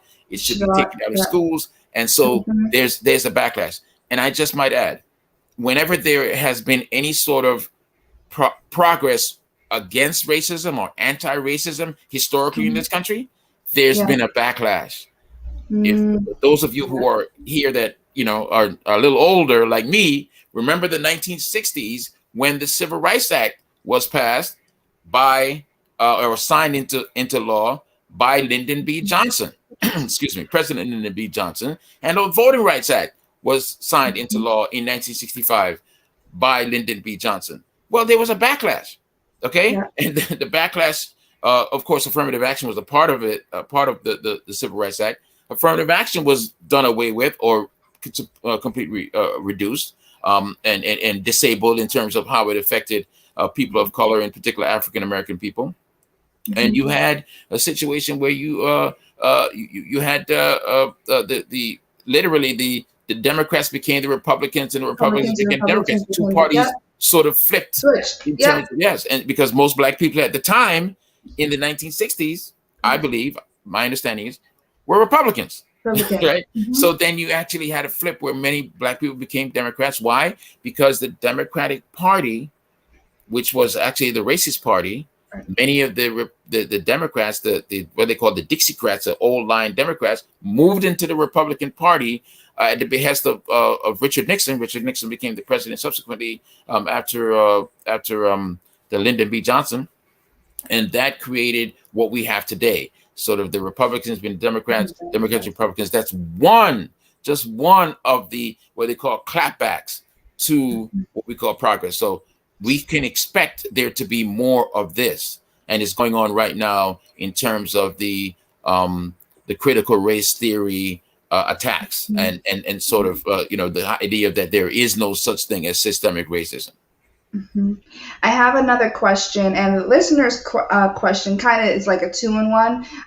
So they wanted to know where were you born and what is your migration story? And then, as from experience, as my parents, depending on where you're born, just as an immigrant, depending on what country, they never dealt with racism in their country. It was more like classism, or, your city, your country, your, darker, lighter, whatever, like that kind of thing. But they never dealt with racism in their country. So can you tell us a little bit about where you're from and your experience the first time you came to the United States and your experience with racism?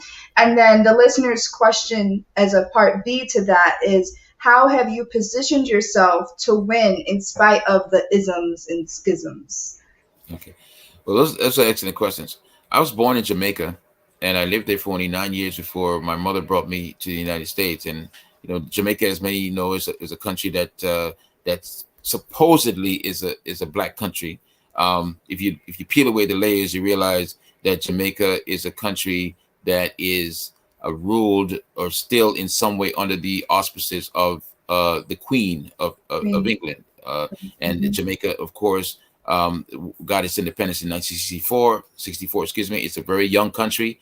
It's still under the Governor General of the UK, and so I surmised that there is some level of racism going on in Jamaica now, even though the optics are it's a black country, black ruled, etc. So I moved from there and I came to the United States. We moved to Harlem, and of course, a very black neighborhood at the time in the 1960s. And so I didn't really know about racism per se. And sometimes that's actually a good thing, right? So I ended up going through the public educational system. I had white teachers, I had black teachers. I ended up going away to school in a predominantly white environment.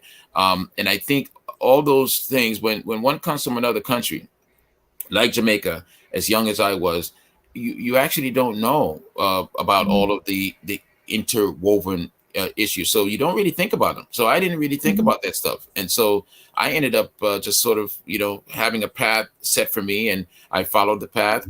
Did I encounter racism? Absolutely. I was called different things, while I, was in that school, the particular high school, predominantly white high school. It wasn't like an overt thing, like anybody was walking around with Klan robes or anything. But there were issues that I could see were a part of why this country is the way it was. So I really studied it. I studied it afterwards, and especially when you look at the history, you look at how African Americans have been treated. You look at the social classes. You look at the neighborhoods. You look at the Harlems. Why did Harlem, at the time that I was there, why was it so run down? Why were there vacant, burnt out buildings? And why was there, why were there little gangs running around? Why were these things not taken care of? Why were little boys, black boys, being shot in the streets back in the 1960s? A lot of people don't, may not even remember it. Black boys were being shot in the streets of my age and older in the 1960s. And a lot of times the police would report that there was a gun next to them, and it would usually be a toy gun. Why? Because back in the 1960s, fake guns looked like real guns, and vice versa. So the word was, and I heard it from others and adults, that a lot of these road cops would have a toy gun on them, shoot the kid, and put the gun next to them. Wow. And so these things have always existed. So I've done a lot of studies on the history of the United States and how these things, how the police have been used, for instance, and that's one way, right? That's one way to enforce racist policies, when you have an armed group that can just basically go in and do whatever they want and get coverage and get immunity. And so I've been able to look at it, those things. Of course, the great thing about this country is that if you can focus on what it is that you want and your ambition and your goals, and just leave all the other stuff aside. Just leave the, and you're fortunate enough that someone doesn't, pull you aside and gun you down as a part of the, the systemic process, then you will be successful. But of course, the problem is that, and the way that Black Lives Matter resonates with me is that it doesn't always work out that way, because you may still be caught up, in this situation, no matter what you try to do or what path you have. And that's why I concentrate myself, even as an immigrant, on the racism that exists that may not necessarily have pervaded my life per se, but certainly I know has pervaded others' lives in the United States here, and actually worldwide. Because I do look at, I mentioned Jamaica before. I believe that racism is a worldwide phenomenon that has been created and orchestrated from Europe for centuries. And so this United States is still part of it, is how it's done here. But if one looks at history, you will see the pervasive, whether it be colonialism, imperialism, slavery, you'll see it manifested in many different ways. And it all comes down, in my opinion, to racism. Yeah. A couple more questions. How is the belief of the different social segments in society influenced by conversations on race in mainstream media? And how does that affect the way Black and brown people are treated? That's an excellent question. We've had conversations, over the last year and a half, with George Floyd being the line of demarcation in particular, where issues of racism have been discussed in the media in ways that was not discussed in a long time. I'm not going to say never, but in a long time. Again, this country is still growing. This is still a young country, in my opinion. So there are ways that things can be done. But the problems with me are that the media, and I happen to be a media major. I studied communications media when I was in college. So I liken myself to have a little bit of an edge when it comes to looking at these things. I always go back to who owns the media, right? That's what I was taught. Well, who owns the media? Who owns the radio station? Who owns the television station? Who owns the newspapers? And you're going to see usually the perspective of that ownership within the writing or within the coverage. And so to the extent, again, that there's been some lip service to issues of racism, I would like someone to tell me if there's really been any changes, right? Yeah. If there's been, we know that there's, certain things like stop and frisk have been, outlawed. In fact, even, in New York, I can look at that. But I would like someone to tell me how there has been really any particular change. So there are discussions, more discussions than before, but of course that the backlash has been coming up, right, regarding critical race theory and other types of things, voter suppression, things like that. Yeah. And so I don't know if I could fully answer the question, except to say that there has been some lip service. I haven't really seen anything concrete that has been done, and perhaps I can be corrected. Maybe somebody out there can give me something that tell me something I don't know. We have a comment, and I think we have time for one last question. The comment says, a white man carries out a mass killing. He was reported as a volunteer, mental health, etc. Black man killed in public. He was a felon, drug user, etc. My opinion. That's from Mim Masterclass. Hi, Mim. Yes. That question. We did highlight that question earlier. We have another question. A comment from Satin Brownie says, I think racism or prejudice is the result of a build up self-hate and jealousy among one group, then projected on people who choose to love, live, and be in spite of how we are treating them. Yes. And we have one last question. It relates to media. It's just an overall question. How much do you think the media influences how we view ourselves, Black and brown people, socially, physically, psychologically, emotionally? all of that. By that, I take it you mean mass media. But I will tell you this, that media has taken on a different definition over the years. Many of you are aware of Communications Law 230, which has allowed the internet to become a source of news. The FCC had its standards, Federal Communications Commission had its standards where the mass media, the big, CBS, NBC, and those stations were given licenses, and they needed to, they get to disseminate information as well as whatever entertainment. In this case, Communications Law 230 allowed the internet, which was burgeoning at the time in the 1990s, to basically, disseminate. Anybody can disseminate any information. So, look, UME radio may be a part of the benefit of that, right? But at the end, at the end of the day, you do have what I call crackpots out there who have been able to corner certain segments, certain niches, and influence a certain groups of people. So my answer is more along the lines of you have the mass media, and many of them are really pretty straightforward. I mean, they may have their little biases, but you're going to get more, sort of pure news than you would if you go to another source where someone is talking and creating some sort of political dynamic for everything. More commentary. Right, more commentary, more prejudice, so to speak. Yeah. And that's one of the reasons why I believe one of the reasons why we've had a problem getting a hold of COVID-19, in terms of folks coming up with all kinds of reasons and all kinds of ways, whether it be the vaccine, whether it be denial that COVID-19 is as serious it is, or even the virus that it is, and people have died as a result. So that's the problem that I have. There are too many influencers out there, and the only way to fix it is to change the law. Communications Law 230. Facebook obviously has been one of the proponents of that, but Facebook has also been a part of the problem, right? And so, right, as you know, in terms of election fraud and election tampering from foreign countries, no less, right? So again, that's the other thing. This is a more open society, so you're going to have more and more information. So right now, there is a problem with people even believing what they hear, certain people, and what source they're going to get it from.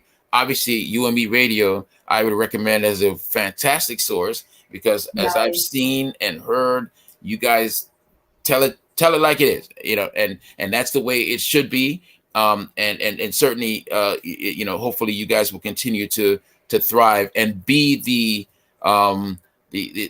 flag bearer of truth.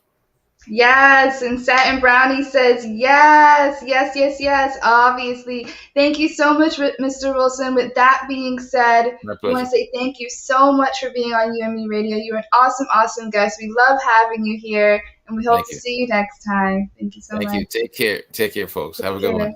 Appreciate it. Bye. Bye.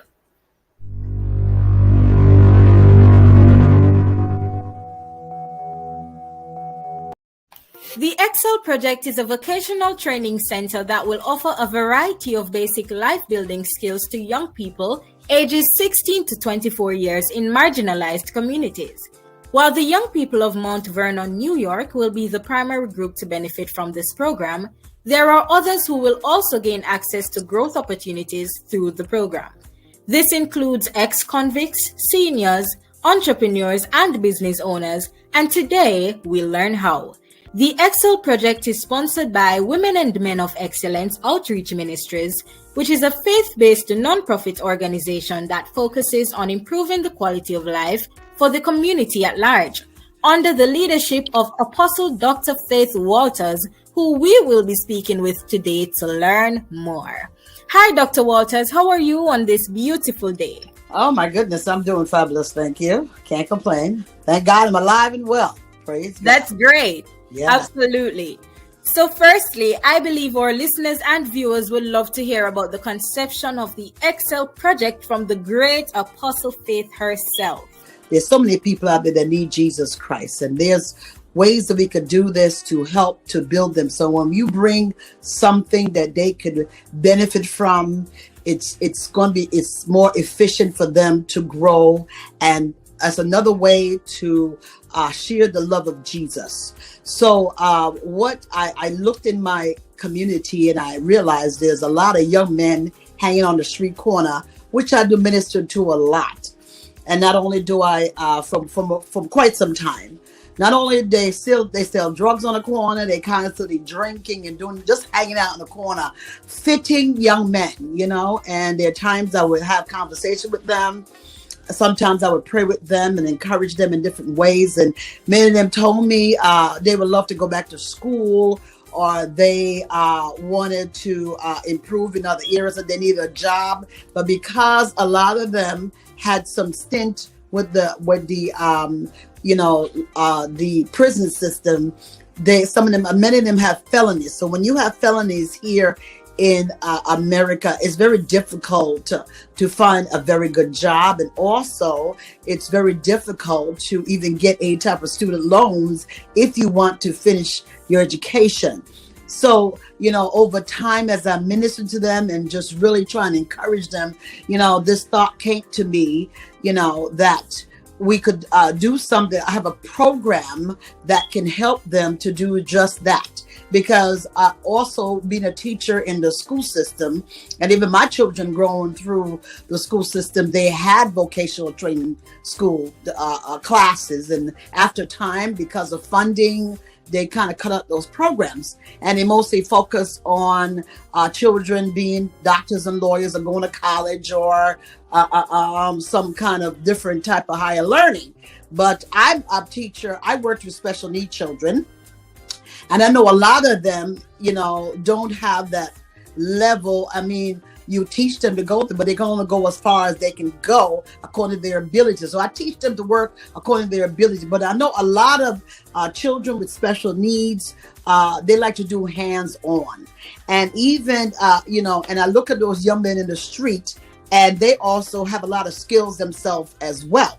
So, and I find that plumbing, a lot of these blue collar jobs have gone out the window, construction, different things, electrician, locksmith, all those things are not really a strong focus here in our school system or in our communities at large. So I asked God to give me a plan to help them, because really and ultimately I want to find a way to prevent them from getting into more trouble and returning back to prison, because that is not the answer to our young men and young women, because God made them with so much gifting in them, and we got to find a way to bring that out. Thank you. God bless. If you are interested in the Excel project, you can visit the website at theexcelproject.com or send an email at info@wamo.org. Remember to support Dr. Faith's building fund also at wamo.org/donate. Until next time, I'm Trisha Gay Kelly, and you are listening to UME Radio. Stay connected.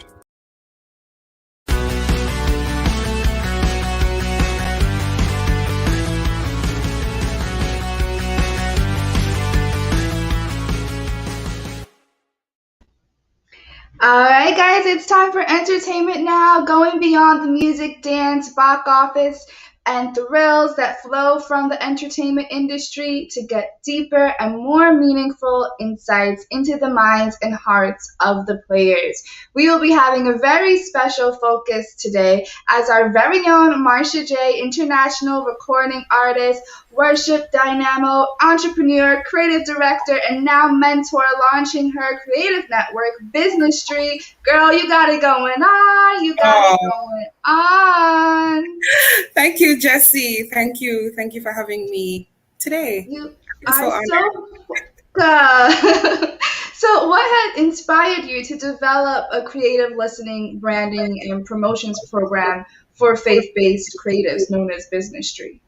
Okay, so first let me start with the definition of Business Tree, which is an empowerment tool to help faith-based digital creatives build a business around Business Tree. So just by the very name of it, business, TRI. So it has to do with the Trinity, God, things like that. And so combining business and ministry, that's how we came up with the word business tree.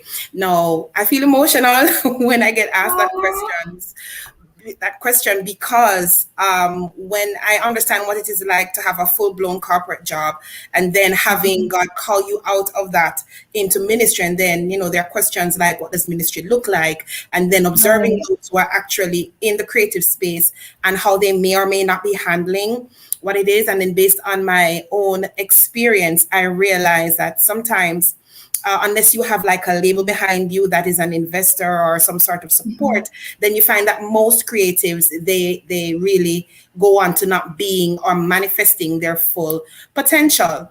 So thinking about all of that, I said to myself, why not create a network where there can be support and not just support? Because being a creative is expensive. Can I just put that out there? Yep. Extremely expensive, from the look to the education to having the team. And so most times what we find is sort of a one-man band mentality that happens in the industry. But then if we look at even the Chinese and all of these other cultures, we find that they bond together and they come together in order to create and be so much more than who they are. So the network actually is a hub where persons can actually come in, and not just come in, but they can get help, they can get expert advice, they can have, all the grooming that they need, because there is the ministry, there is the industry, and there are so many sides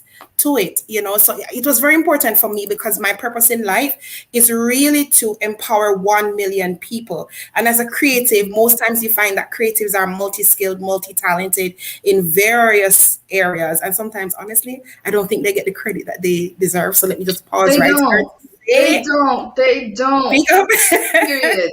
And to all the creators out there that's working extremely hard on their craft to make sure that they are correctly aligned and positioned to execute the task that is ahead. So, those are some of the things why, Business Tree, out of that Business Tree was birthed. Right. So we have some awesome comments coming in. Satin Browning says, look at growth, blessings all over you, Min Marsha J. We also have congratulations, Marsha J, boss lady. And we have 2 questions coming in. How do you get into that kind of mindset, though? Listen, it is not natural. Can I say that? You are the average of the 5 closest persons to you. And so one of those better be God. And you also need a coach. Yeah. So I must take this time to also acknowledge the coaching that I received from my coach ministry. And you guys can go and check out that website. Absolutely phenomenal person, Coach Racquel. And she's very much a part of us here at UME Radio. Coaching, what it does is that it changes your mindset. It changes your perspective. Along with being a faith-based person, and of course, reading the word and having God speak to you through many ways and means, there are practical things that you need to do. I actually said to myself, if Usain Bolt is the fastest man on earth and he needs a coach, then who am I not to need one? Yeah. Right? So make sure that you're surrounding yourself with persons who not just have the capacity to take you from point A to point B, but also encourage you. They're like genuine people that are in your corner. And I've been blessed to have several persons along the way in my journey who has definitely assisted me in having the kind of mindset.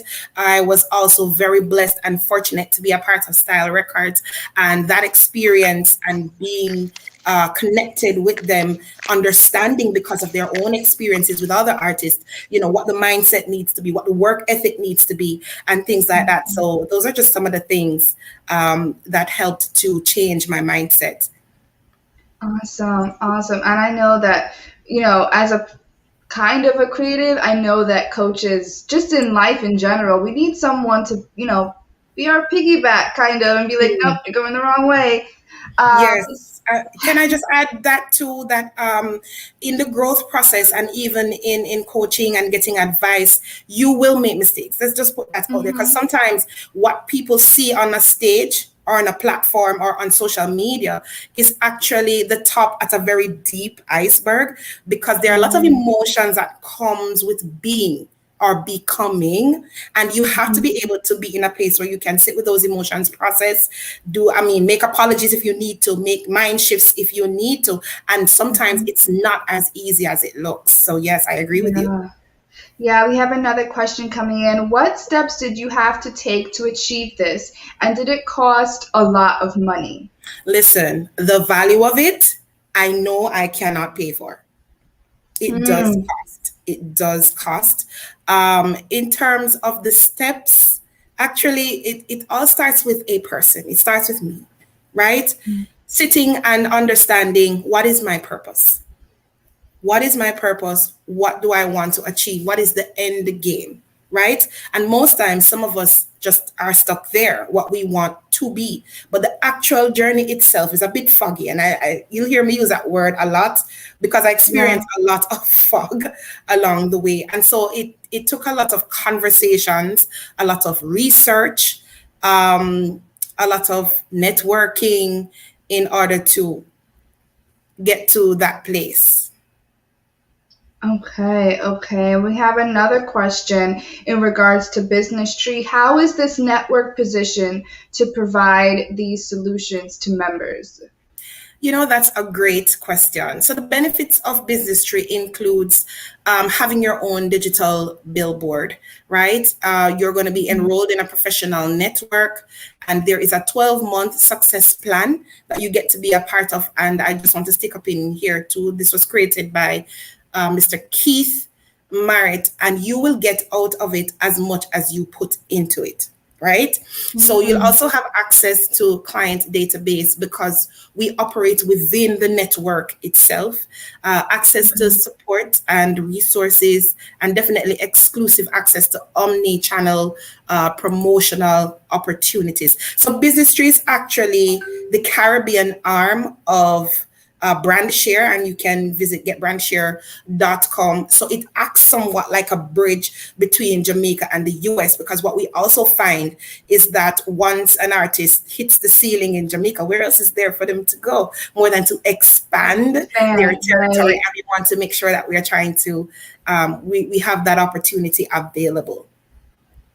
Wow. Okay.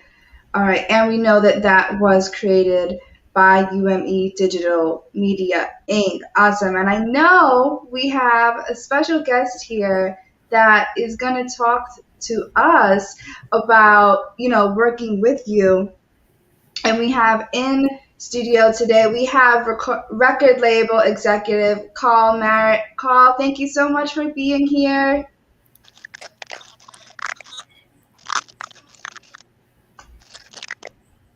You hear me? Hello, hi everyone. How you doing? How's this? This is a great opportunity. I can hear you. I'm a little bit distorted to understand. So I'm just trying to sort of work out the little kinks as to why I'm hearing the distortion. Can you hear me clearly? Okay. Yes, you can hear you clearly a little bit better now. So let me give you some props here really quick, guys. If you guys are new, you don't know who Mr. Marrett is. Mr. Karl Marrett, he is a music producer extraordinaire. Karl Marrett is spotlighted once again for his musical ingenuity as the winner of the Song d'Or International Songwriting Competition. This was in 2019. Marrett won in the instrumental category with his winning melody, Options. This is not Karl's first rodeo in the music business. No. Karl Marrett is a record label executive and performance coach. He has over 25 years of experience in the music industry and has launched the careers of over 10 recording artists. He has worked with celebrities like Ricky Lake, Mario, 98 Degrees, Voices of Glory, Marsha J, our very own, Araya Elaine, Aki K, Katora, Althea, and many, many more. All right. Marsha, how was it working with Mr. Marrett? Well, the experience for me was very new because I'm fresh out of corporate by the time I had connected with Style Records, and I was an absolute novice to the whole experience of recording and what it took to record, and then being connected with them and being in the studio. Actually, for my particular record, it took us 30 days to create I think it was a 15 track album, and I had to be doing the lead, doing the supporting vocals, soprano, alto, sometimes tenor, and writing and understanding and interpreting, because that's important, because I did not write all the songs on the record. So it sometimes took days for me to interpret a song the way it really should come out. So I think it was a beautiful experience overall. Wow. And we have coming in Miss Apostle Faith Walters. Morning, Apostle. Good morning. Good morning. She says, "Oh, wow, Mr. Karl Marrett, great to see you on this segment." And we have Satin Brownie saying, "This woman of God right here is anointed. Love your music." Thank you. Oh, thank you. Thanks. Oh, Marsha, you got some fans. Your fans are just and I listen. Let me just pause here to say thank you so much to those who have supported me non-stop during the journey. And when I say support, I mean persons have been sending videos, they've been inboxing me words of encouragement over time. And I really, really appreciate just having persons in my space that support the craft and support what it is that I do, and I do it for you. I do it unto God, but I also do it for you. So it's my pleasure, absolute pleasure. Yes. And with support, we're just going to do a little plug here. You want to get her album Favor on all digital platforms. Or go to marshajnow.com. My Way I Get It, I got it I have mine on Spotify. Just quick and simple. I have everything there. So, yes. All right, so we have another question that comes in. How will you build another artist in business tree? Oh, that question is for me. How will you build you? Okay. How would you build other artists in business tree? As I mentioned before, there are various tools that we use to build an artist. All right. So, for instance, providing a landing page. We all know that websites, they are expensive, like a proper website. So to know that you're in a community where you actually share platform with others, that is an adage to the mentoring and the coaching is critical.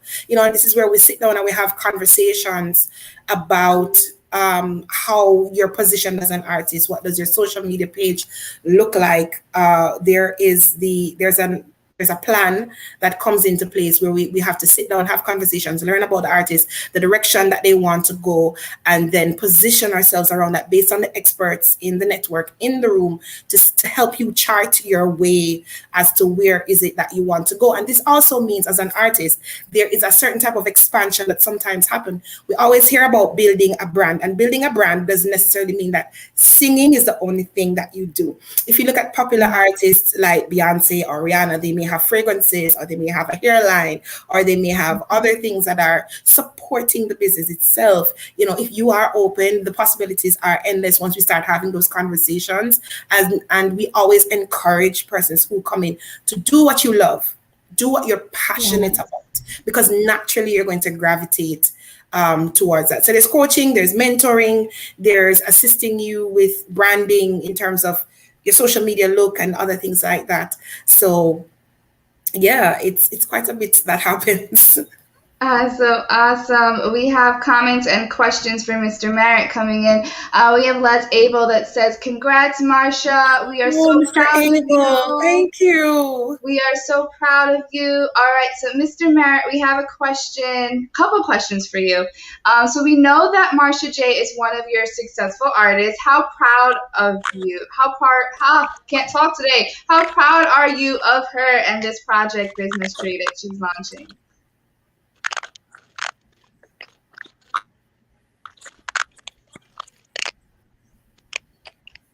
Karl, can you hear us? I think you're muted. You gotta unmute for a second.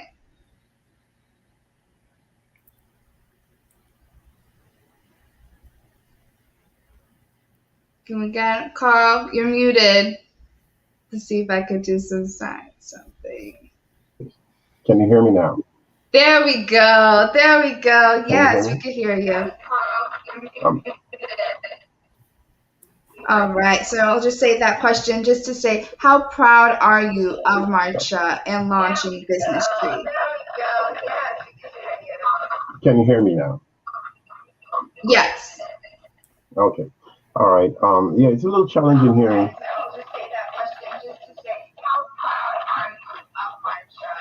Oh, wow.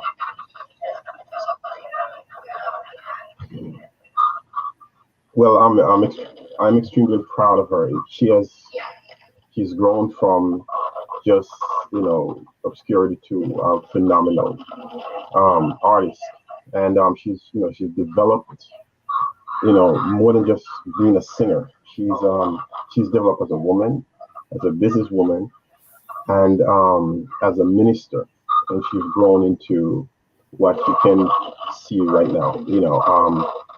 That shy Marsha that I met is not as shy, and her ministry, has impacted so many, more than just the little circle, just the little persons that she know. It has gone international and worldwide, and also we don't, we are not, how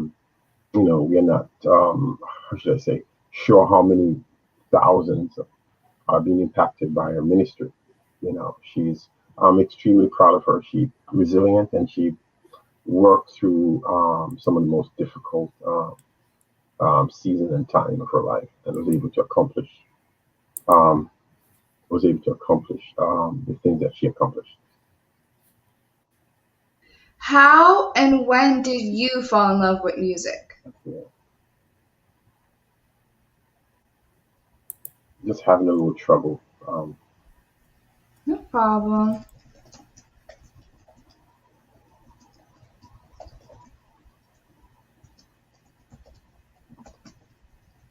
Can you hear me now? We have the question that came up on screen. How and when did you fall in love with music?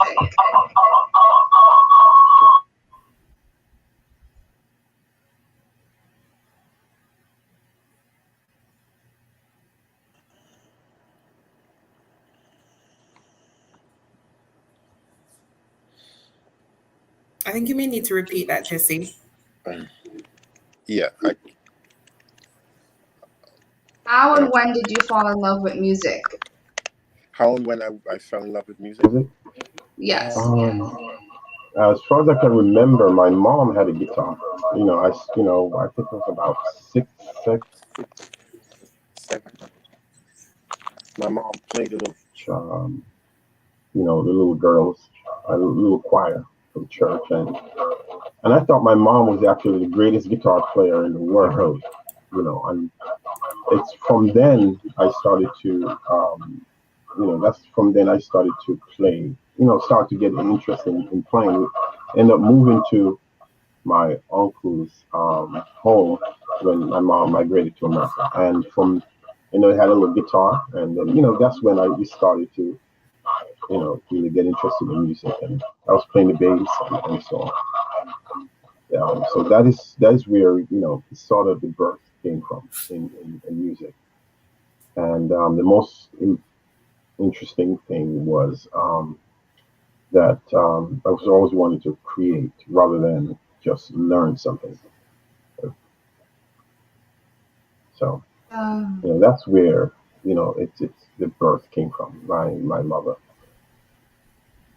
Oh, wow. That is really, really beautiful. And Sally, we want to continue this conversation, but we got to wrap up with time here. But we do hope that you had a great time on UME Radio, and we're going to do a part 2. We're going to do a part 2 to this because we got to have you back. We have one. Well, I'm getting news. We got time for one more question. And sure. This is for Marsha J. Can you tell us a little bit about the Business Tree membership? Okay, thank you so much for that question. Okay, so to sign up for Business Tree or to learn more, you can always log on to Access Business Tree, and that's TRI, Access, ACCESS,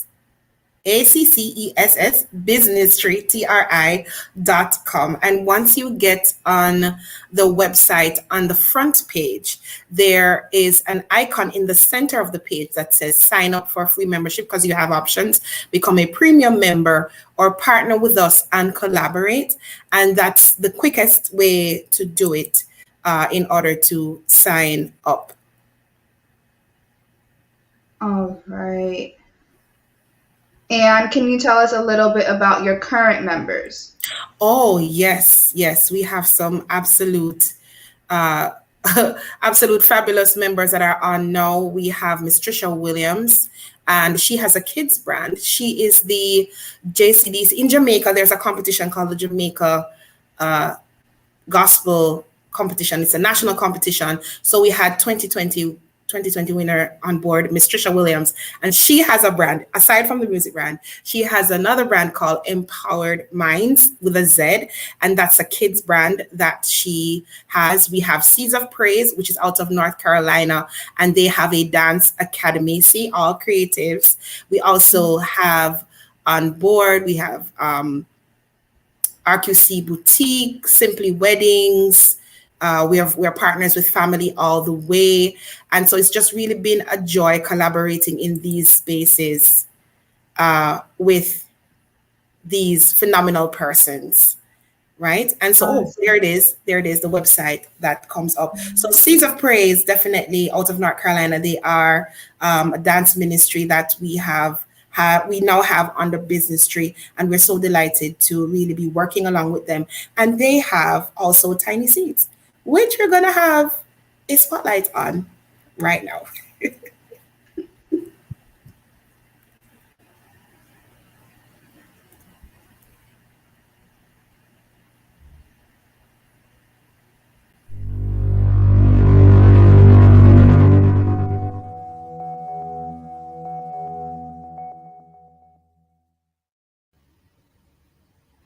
The Seeds of Praise Dance Ministry. Stop.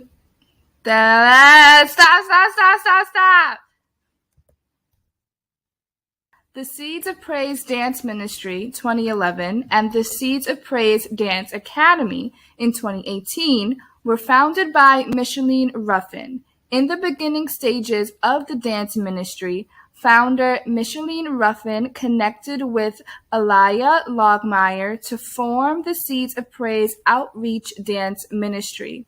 The 2020 through 2021 staff are Missy Ruffin, Director, African Beginner Ballet and Creative Movement Teacher, as well as Brianna Hubbard, Assistant Director and Tiny Seeds Teacher, Ashante, Reggie, and Tiara Payton, Mime Teachers, Trishawn, Ballet Teacher, Shamiz Fergie, Teens Ballet, Tap, and Jazz Teacher, Desiree Belnavis, Hip Hop, Erin Buckland, Flags Teacher, and Lorna Ray, Fitness Teacher. We like to share a clip from an interview with Brianna Hubbard on our UME Radio Kids podcast with Tiny Seeds. Their kids dance ministry was featured on our spotlight. For our babies, we have about 3 different age groups. We have our Tiny Seeds, which are ages like 2 to 9 to 10. They get tap, jazz, ballet, tumbling, and then occasionally African and modern. They get 30 minutes of each genre. So each week I flip-flop. So maybe one week we'll do ballet, tap, and jazz. The next week we'll do tumbling, tap, and modern, or tumbling, African, and ballet. It just depends on the mindset of the kids that week. I go off what they give me. So if I see if the kids come in and they're not too excited to be here that day, or they don't have any energy, I'll start with something that I know they're going to enjoy, which is usually jazz or tumbling, or I start off the class allowing them to kind of have their own free reign for about 15 minutes, let them run around, flip, talk, to get themselves up in spirit. I never force my kids to do anything they don't want to do. Let's say, for example, I like this piece you have up right now. For example, I had a hard time getting them to cooperate with tap because they weren't used to it. It was something that they knew. And so what I did is I incorporated some of their choreography. I asked them what they wanted to do, and it made it more fun for them to learn.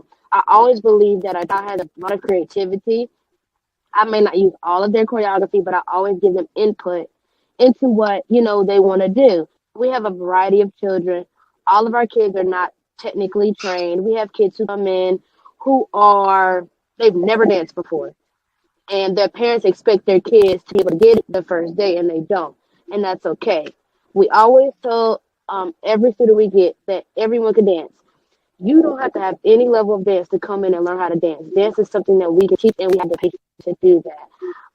One thing that I do say is kids require a lot of patience, and kids know if you don't have patience with them, they're not going to try their best.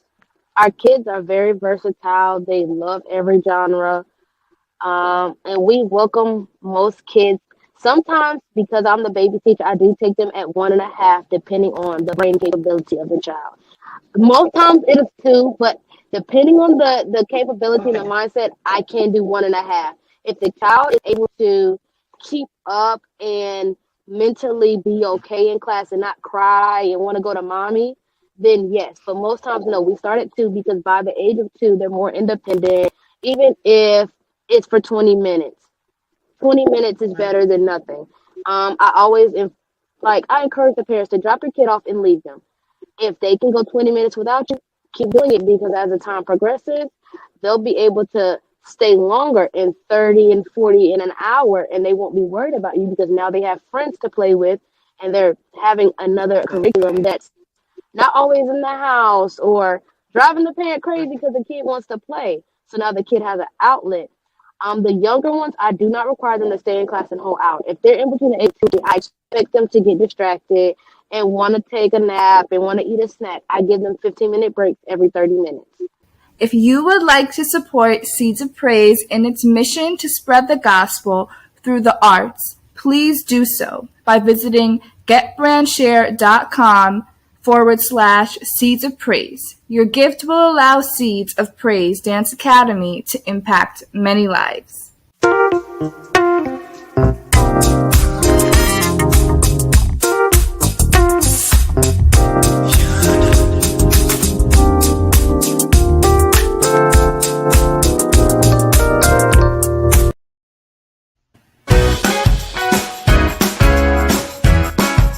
Welcome to Voice of Truth, where we take a look inside migration and immigration stories, community health issues, and stories of hope, based on the experiences of migrants who are people of color.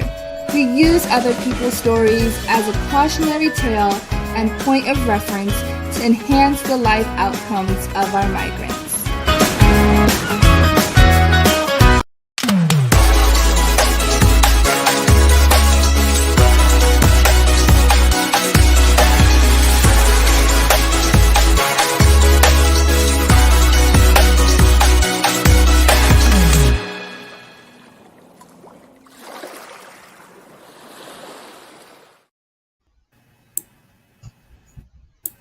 Awesome morning so far, Jesse. We are inside travel. Welcome, everyone.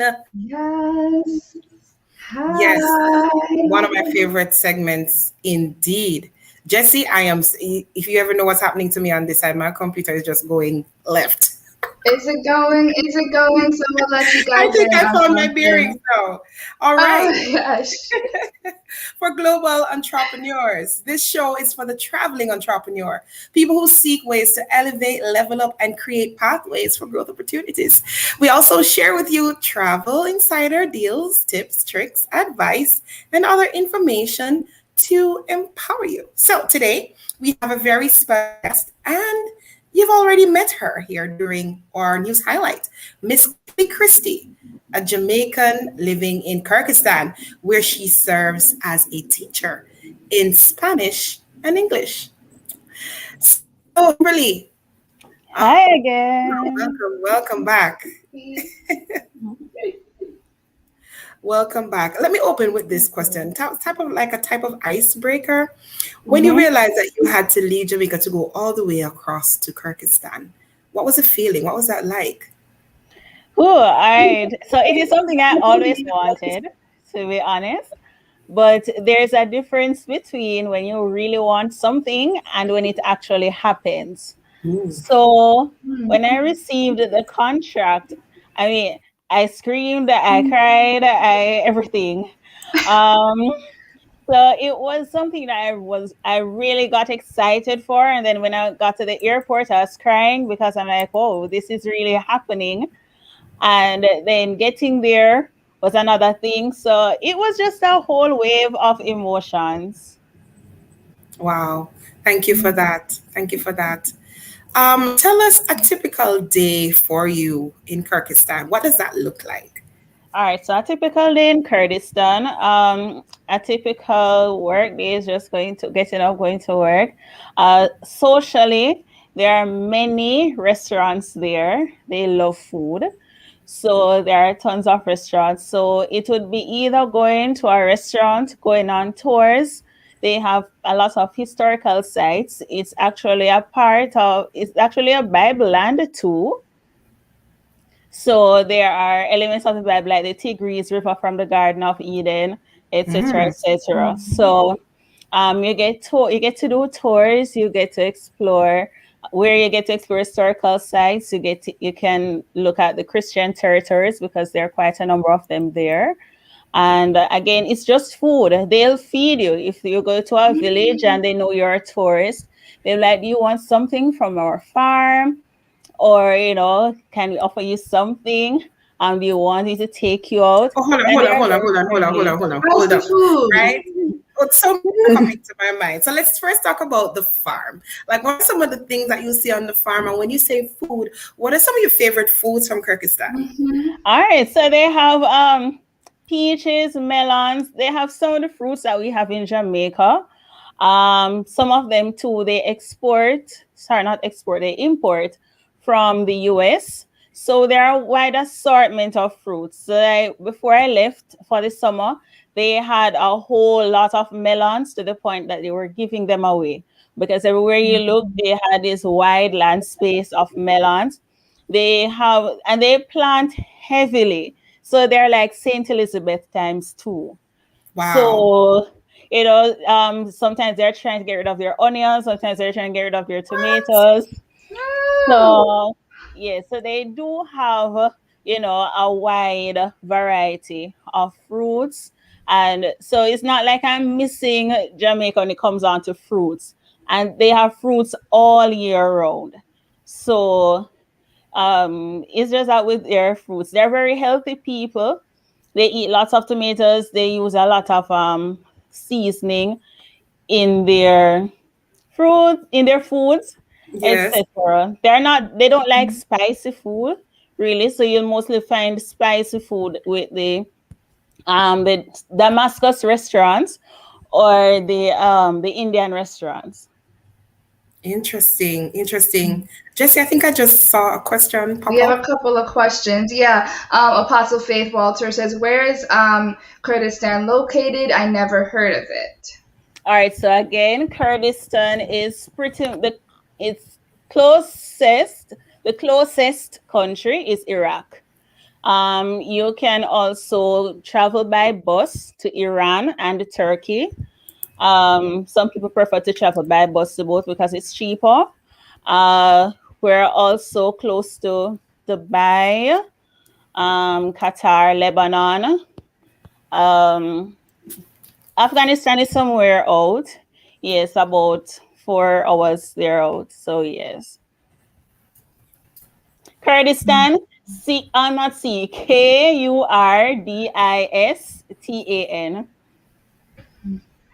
All right. So we have another question that comes in. Well, wait. Well, you didn't tell us what your favorite food was. What's your favorite food? My favorite food is definitely the beef and chicken shawarma. I love it. It's almost like eating beef patty. Oh. Right. So it is something I never ever go on the road and not get. So it's a food that I must have when I go grocery shopping, because every corner you're going to find people selling shawarma. Awesome. I think I had, if it's very similar to like the texture of like the Indian shawarma, like that, is it like that, or is it like the seasoning or spices are Yeah. different? All right, so the we call it now, it's almost like a roti, right? Okay. And Yeah. then they have the chicken pieces and beef pieces, and they'll give you the option of adding onions, tomatoes, cucumber, and they use the purple onions. Most of them use the purple onions because it has a bit of sweet and tangy. And of course, you can add your own pepper if you want, or ketchup, but they won't add it for you unless you ask them. So you ask from, okay. We have some questions coming in from Satin Brownie that says she would like to hear more about the Bible Land. Does it connect for you? Does it connect with the written stories in the Bible? Pretty much it does. One of the funny things for me was when because they had a series of disruptions, I would say, and one of the places where the disruptions were was Nineveh. And the thing is, I'm saying is like from in the Bible, Nineveh is giving trouble until 2021.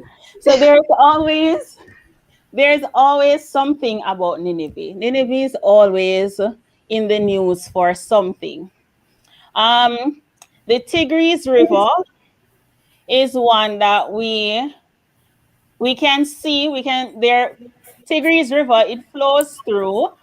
There's another place that is called the Holy Ground. And when you go there, you can't wear shoes. You can wear socks. That's the only thing you can put on. They say it has some connection with Moses. I did not try to find out much more about that because, again, it was a tour day, so we didn't spend a lot of time. They have the olive tree, so they do the whole olive oil thing in droves. They believe in the same healing properties like what churches use when they're anointed with olive oil. So they believe in that, and they also anoint people if they want.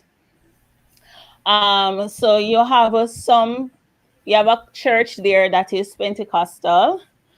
My dentist is actually a minister there. And so when he asked me about church, because the thing is, he was doing my teeth. Before he gave me the injection, I said, Jesus Christ. And then he said, hallelujah, amen. And I was like, okay.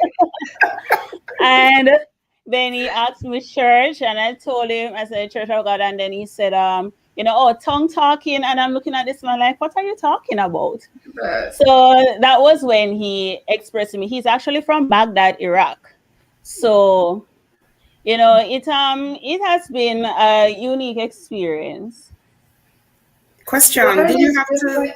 I have so many questions coming this morning, but I have to ask before Jesse continues. Tell us about the language here. Did you have to learn? What's the name of the language?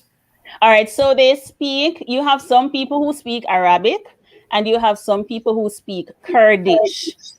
I was of the impression that Kurdish and Arabic, they are pretty close, somewhat like French and Spanish, where if you hear a Spanish word, they can understand our French, something like that. But it is different. And you have some people who just don't understand Kurdish, and you have some who just don't understand Arabic. So for me, I know enough conversation to tell them where I want to go, or to tell them to stop if I'm in a taxi, etc. But I understand some when they're talking, but I cannot speak enough. And I cannot read their language either. So, yes. So there are language barriers. We have to deal with that a lot.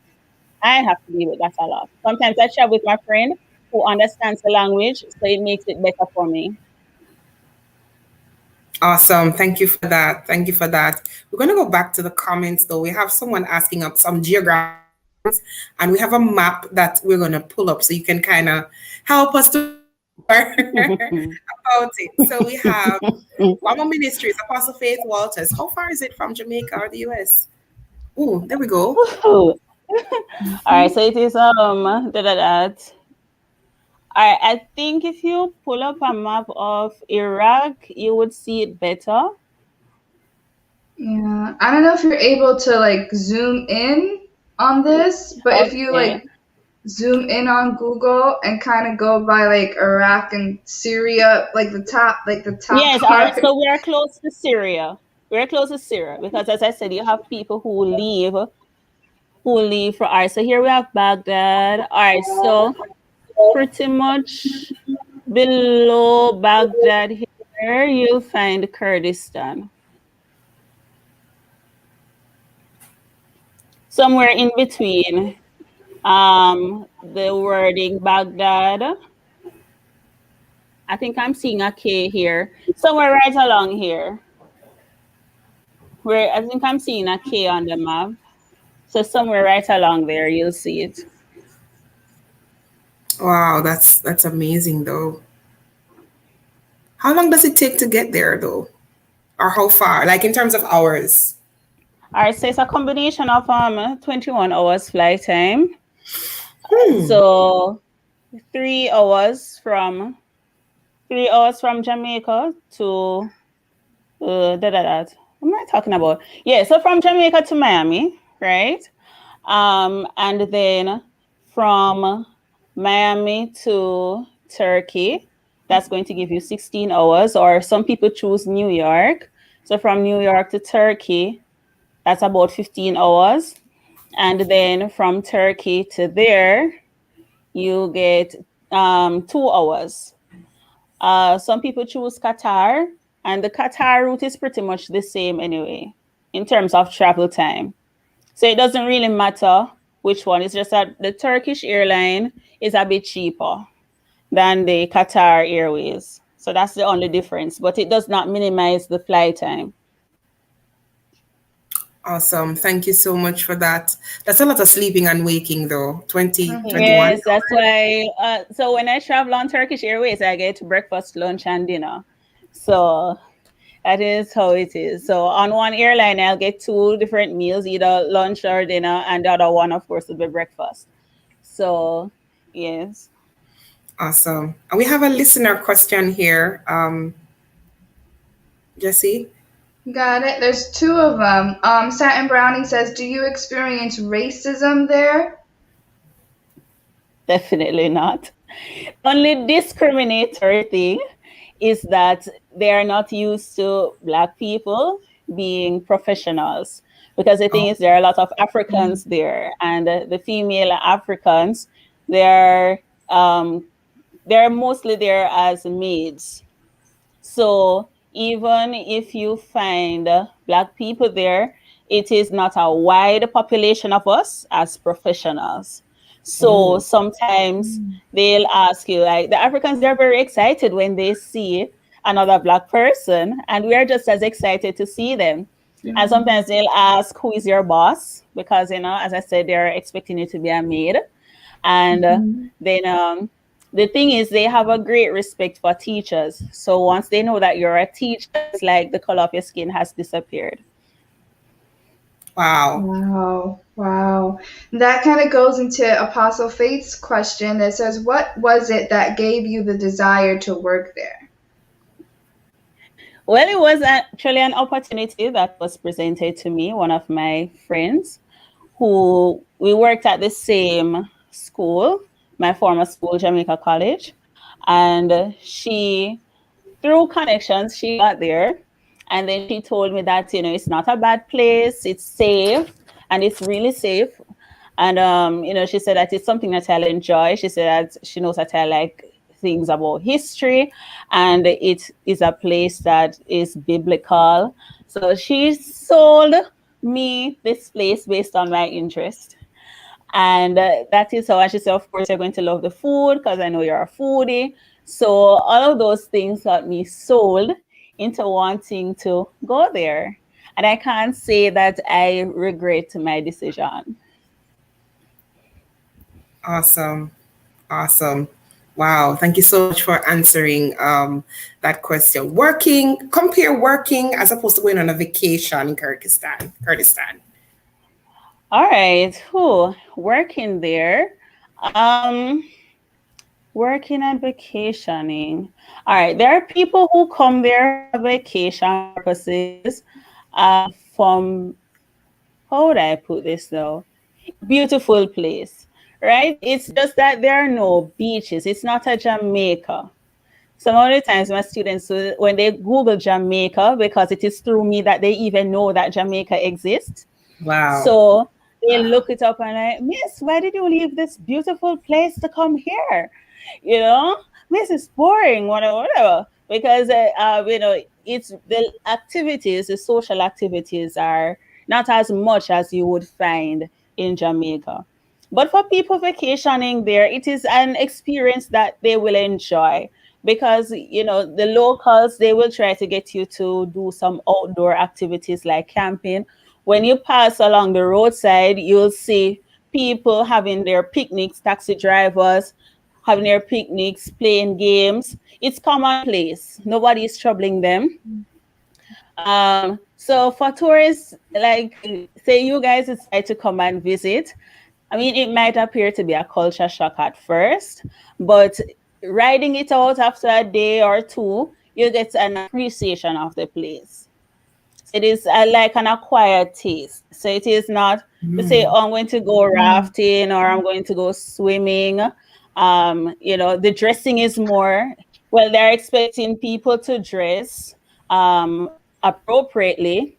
So not the rider shorts, not too much of the tube tops, etc. But when you go to restaurants, because a lot of people, what they do, it's like a mini America, basically. So like when you go to restaurants, people will wear their coats, and as soon as they're inside, they'll take them off, and then you'll see these short dresses and tube tops, but they'll never wear them on the outside. Interesting. Right, because it's still a Muslim country. Oh, okay. Thank you so much for that. Wow. I'm really enjoying this conversation. If you are just joining us, we are Inside Travel Boss, and we are speaking with Lady Kimberly Christie, who is an educator in Kurdistan. And she's just been sharing with us in this segment about the cultural experiences, religious experience, being an educator over there.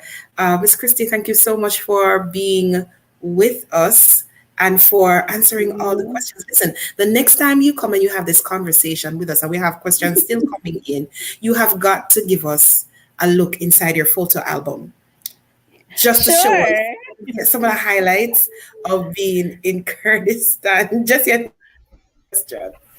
That would be awesome. We do have another question that came in. How have you engaged other Jamaicans on this opportunity? And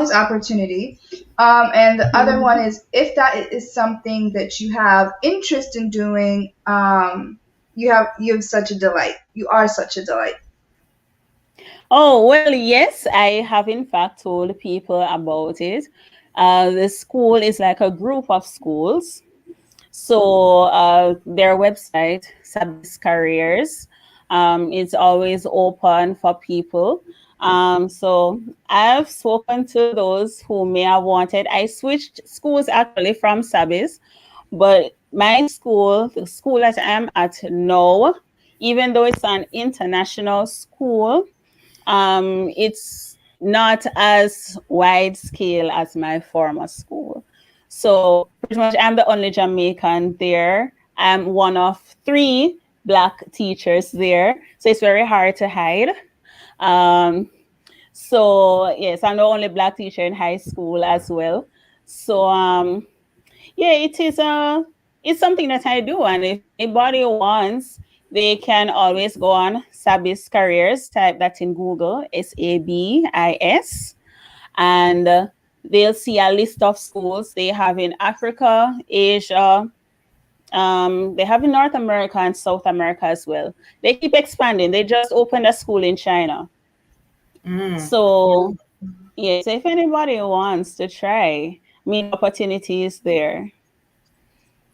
Definitely, definitely. And with that being said, I just want to encourage persons who are watching too to visit mytravelchecklist.com to book your ticket to Kurdistan, Kurdistan today or whenever you desire to. It was really such a pleasure. There was another comment. Did I miss a comment, Jesse? To spell that Sabis, Sabis. Right. To connect with more. Okay. Do we have time for one quick question? One more question? Yes, I think we do. We do? Okay, one question. Can you give us 3 lessons that you've learned so far and one thing that you would have done differently? All right. So one of the lessons I've learned is that to be appreciative of people's culture. The next thing is that people are people. It does not matter the language. And the next thing is just that, it's not everything that is put out there on CNN and BBC is really true. Try to know something else for yourself. And what was the other one? What's one thing you would have done differently? What I would have done differently is go there sooner. Had I known of it. I gotta go. I gotta go. That's on my list now. That's on my travel list. Definitely. Okay, that's wonderful. All right. So you can send me a reminder to send you the pictures and I'll do so. Definitely. And we will definitely have you back to have that conversation. Okay, thank you so much for having me. Okay, one moment. We got one more? I think we do. We're trying to accommodate.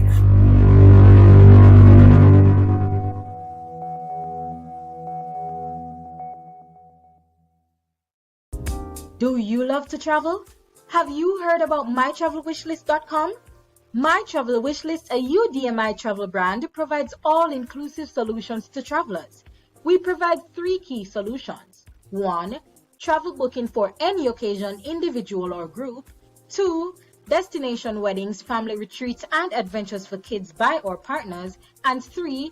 Travel share and earn program. We have a network of travel advisors to help you find the true veil in your travel.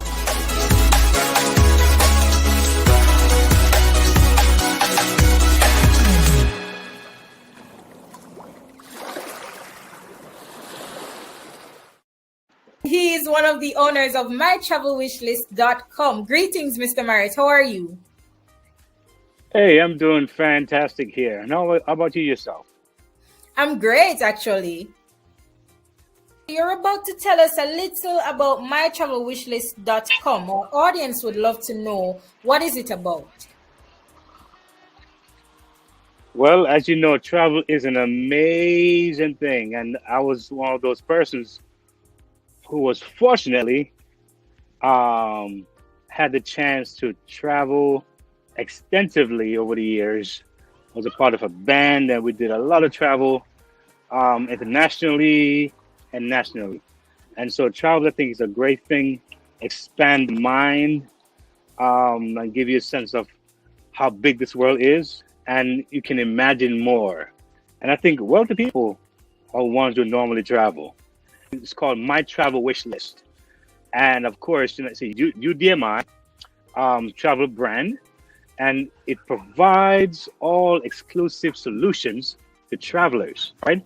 So like a one-stop shop, because sometimes traveling can be very stressful, not sure where to go, how to go about it. So we're here to help you navigate that process so you can have a good starting point in your travel to a good ending point in your travel.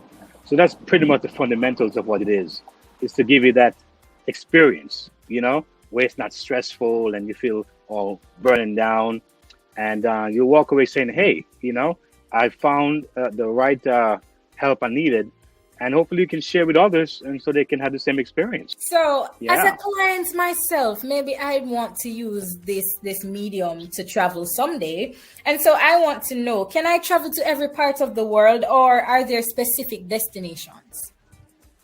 Well, I mean, I'm not sure if you want to go to Iraq right now or Kuwait, but pretty much we can travel everywhere.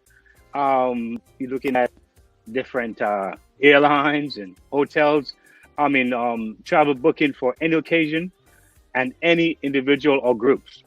All right, destination weddings, planning, and so we have the networks that's in place to facilitate whatever the needs are. So the travel wish is really saying you come to us and tell us your wish, and like Santa Claus, we make it happen. So it's like what we do. We go to work for you.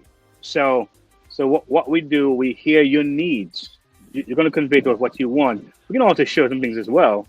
Once we hear what you want, we're going to be able to offer you different ideas and options that may be comparable to what you want, or pretty much as close to as possible to what you want. So the wish is just saying, I want this, and then we go to work for you, and we be able to present that to you and say, hey, this is the way you can go, this is what you can do, and you will get to not only enjoy the experience, but you feel in control of the experience. You feel like you're actually making that decision, and then it'll be more fulfilling to you. So it's an experience that you can enjoy, or we can enjoy together, to make you a happy client. Our final question to you, Go right Mr. in. Marrett, is what are some of the benefits of Yes. booking through My Travel Wish List? We want to empower people. All right. So not only can you travel, you can earn from your travel. Why spend? Why not earn? So we can show you those aspects of it, where you can not only save, but become an earner. Are you ready to travel? Let's go. Log on to www.mytravelwishlist.com for more information. All right. So just to note, as we close off our travel segment, that the comment earlier, it is not the intention of our show to discredit any media or source. The comment of the guest was not intended to discredit CNN or BBC, who we all know are highly reputable media entities. And now we go to Wealth Mindset. Welcome to Wealth Mindset, a place where there is equal opportunity. A place where you decide, flourish, and commit. Where you have the freedom to be and thrive. Don't just fuel your passion, but walk in truth, in your divine purpose.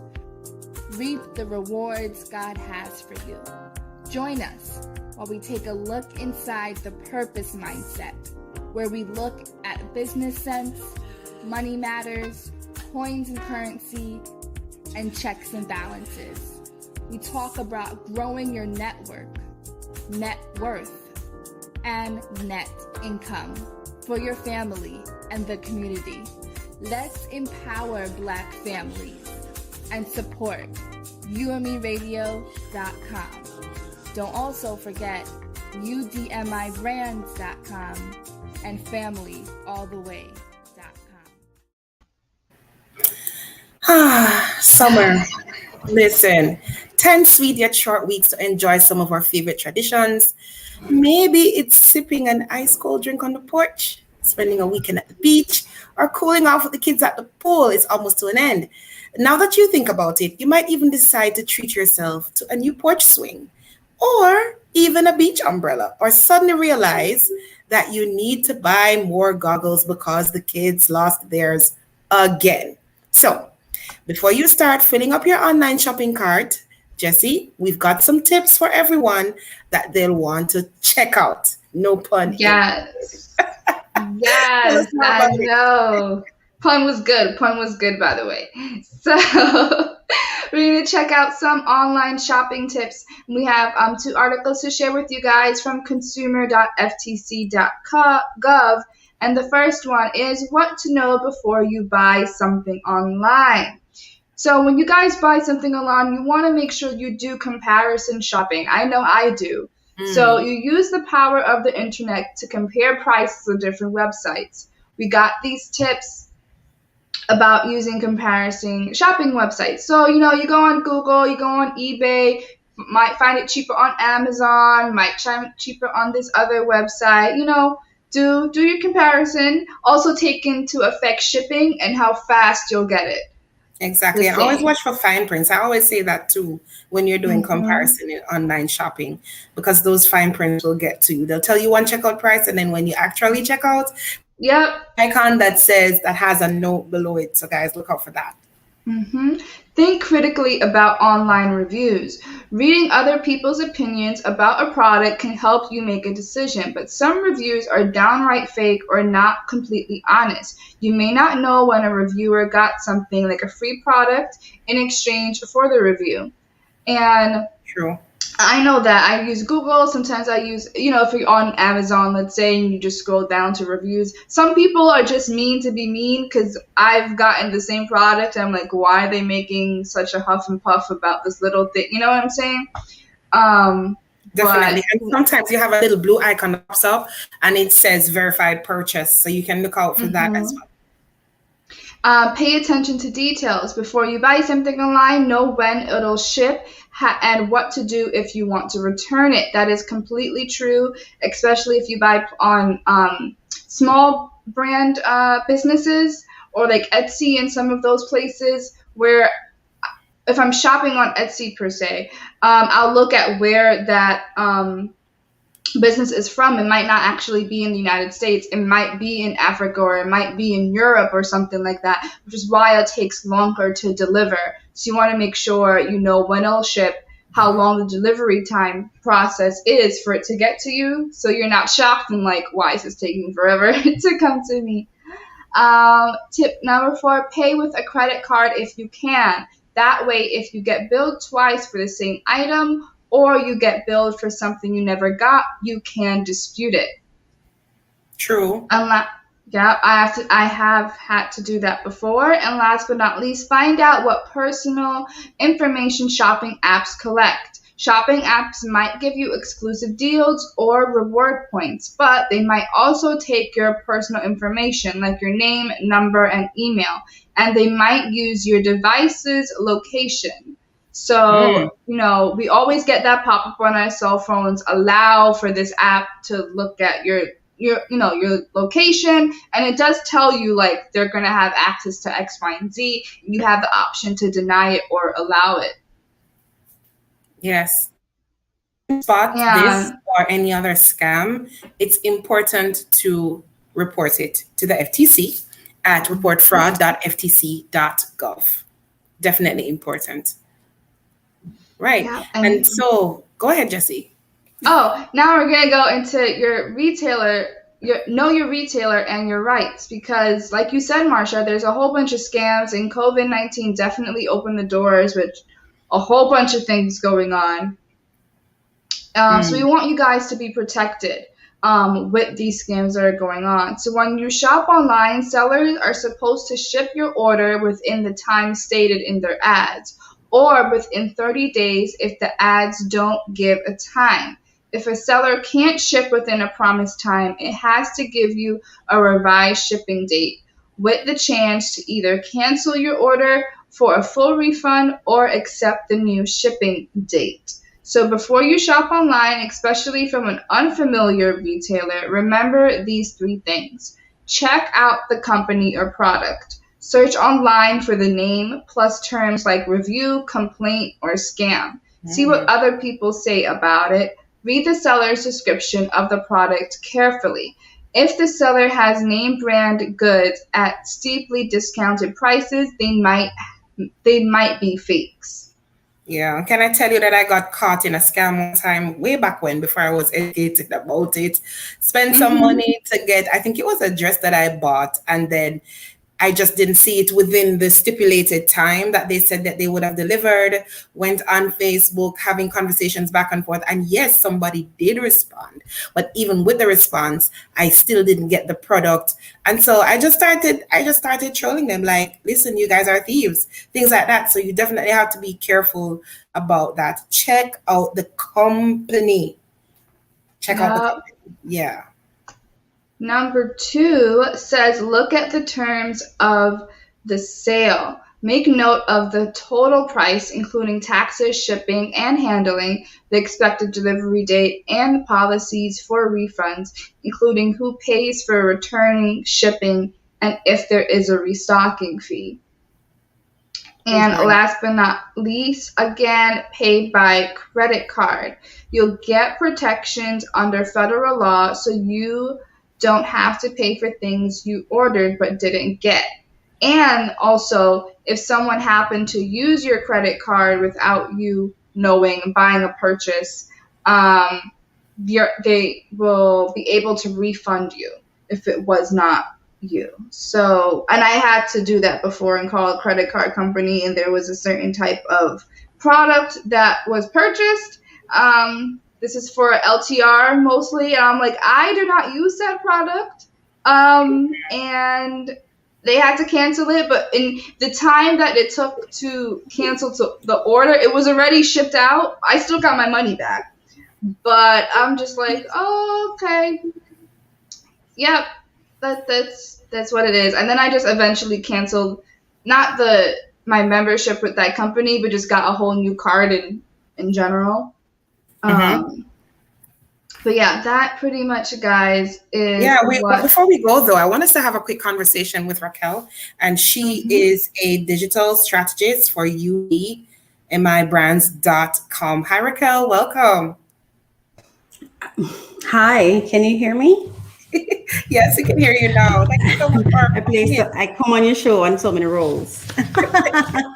So today I'm speaking as the digital strategist. Yeah, this is such an interesting conversation that you're having.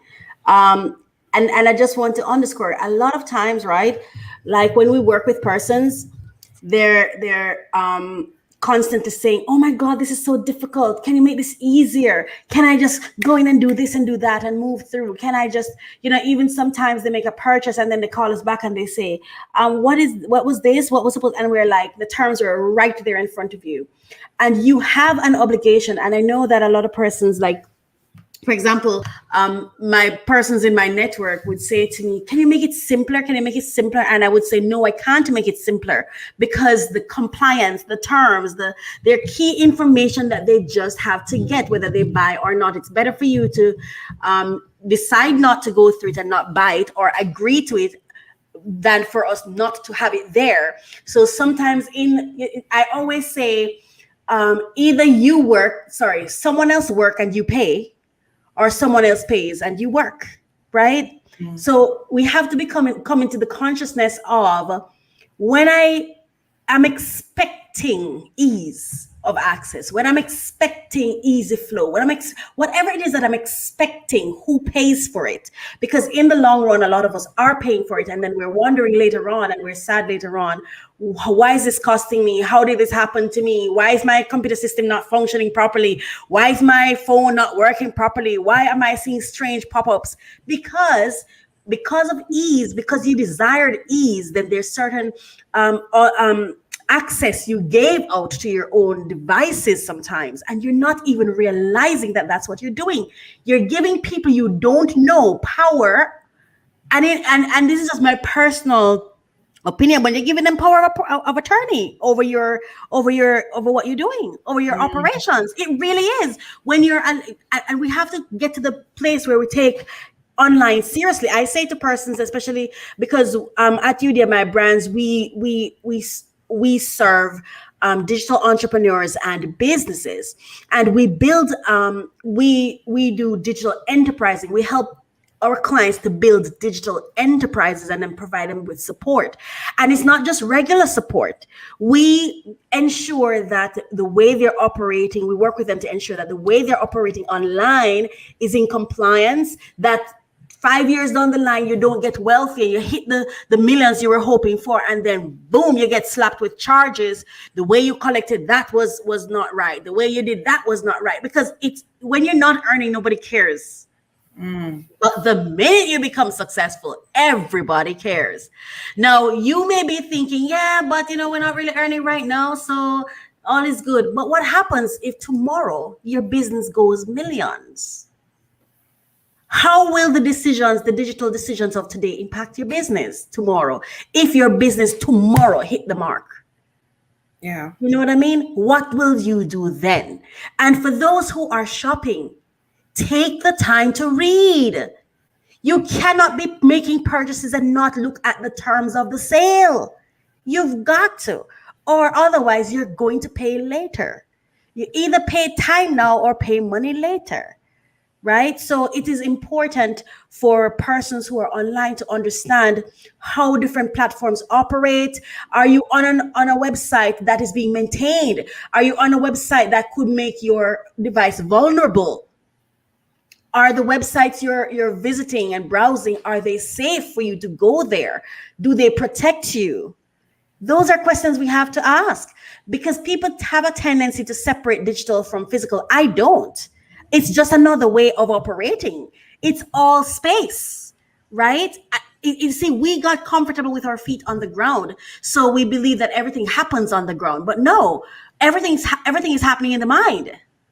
Yes. So it doesn't matter the application, whether it's on the physical earth or in the virtual space, it still is a physical virtual space, because you have to have devices and those things. So it's no different. A website is no different from going to an office in a plaza or a mall or whatever you call it, wherever you are. It's the same thing. Totally agree with you, Coach. And even just reflecting on my years in banking and moving from pen and paper to the digital space, and you'll hand a particular document to a person and you'll say to them, okay, these are the terms and conditions. You'd be surprised how many people bypass reading and just go straight to signing. And they never have a problem signing until something goes wrong with their account or something. And they're like, but it was there. Exactly. Exactly. And you have to take the time. It's called wealth mindset. You have to mind your business. And your business is you. So there's some persons who would say, I'm not an entrepreneur. You are. I believe you're an entrepreneur by default. And the reason I say that is because you were designed and created to create.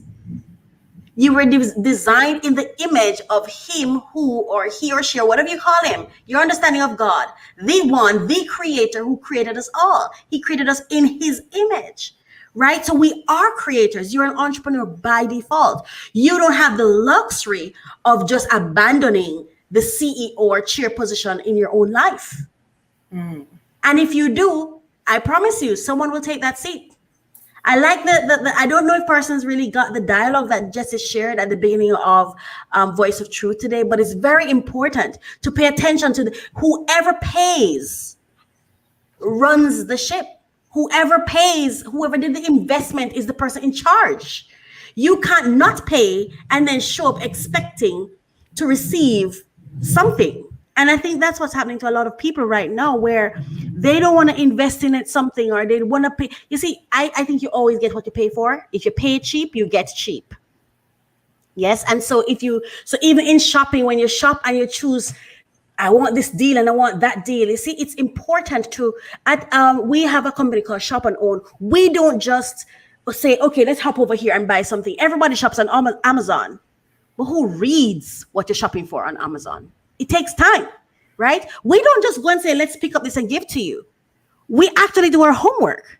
We actually do the checks that needs to be done to make sure that we're not making you vulnerable, right? You have to do that. And a lot of persons don't do that. And if you have someone who has to do that for you, you've got to pay them, because we don't understand every service comes at a cost for someone.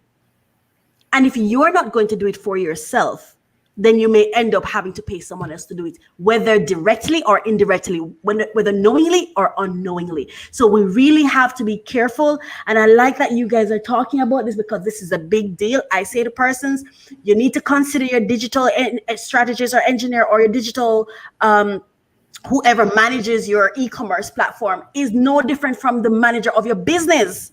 And I don't understand why people don't get that. I don't understand it at all. There are people who have websites that has no maintenance and you're shopping there. Have you taken the time to learn about the vulnerabilities of doing that? Would you go to a business place that is not registered and that is not in compliance to buy something?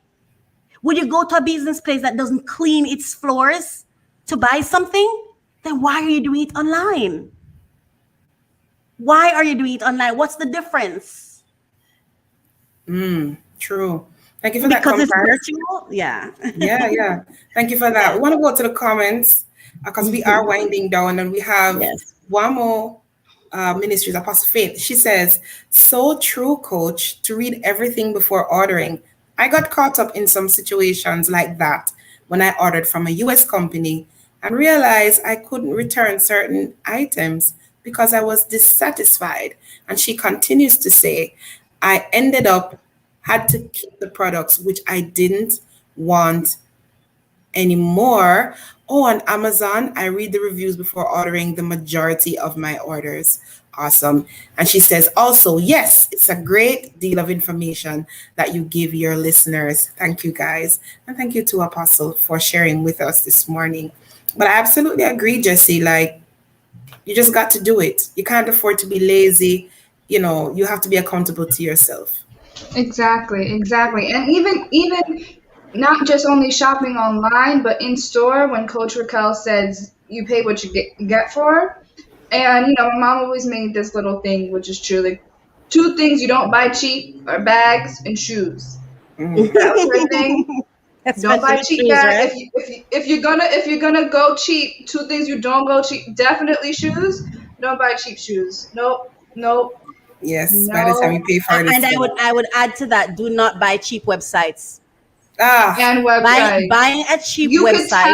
You could tell a cheap website from the get-go. And Racquel, I want to say with the cheap website, guys, there's so much, you know, you don't have to have a digital background to make a website. I mean, I have a website, and there's websites called Squarespace and Wix and everything else that makes you have a professional website. And also You and Me Radio, we do that for you know, and we are no official partners partner with us. We're official partners with us to do that, you know, and we help you guys do that. And it's also, it's really prevalent to have a good website because that's your business page. That's like, imagine that as like your billboard.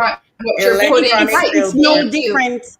It's no different and should not be seen any different than your physical business.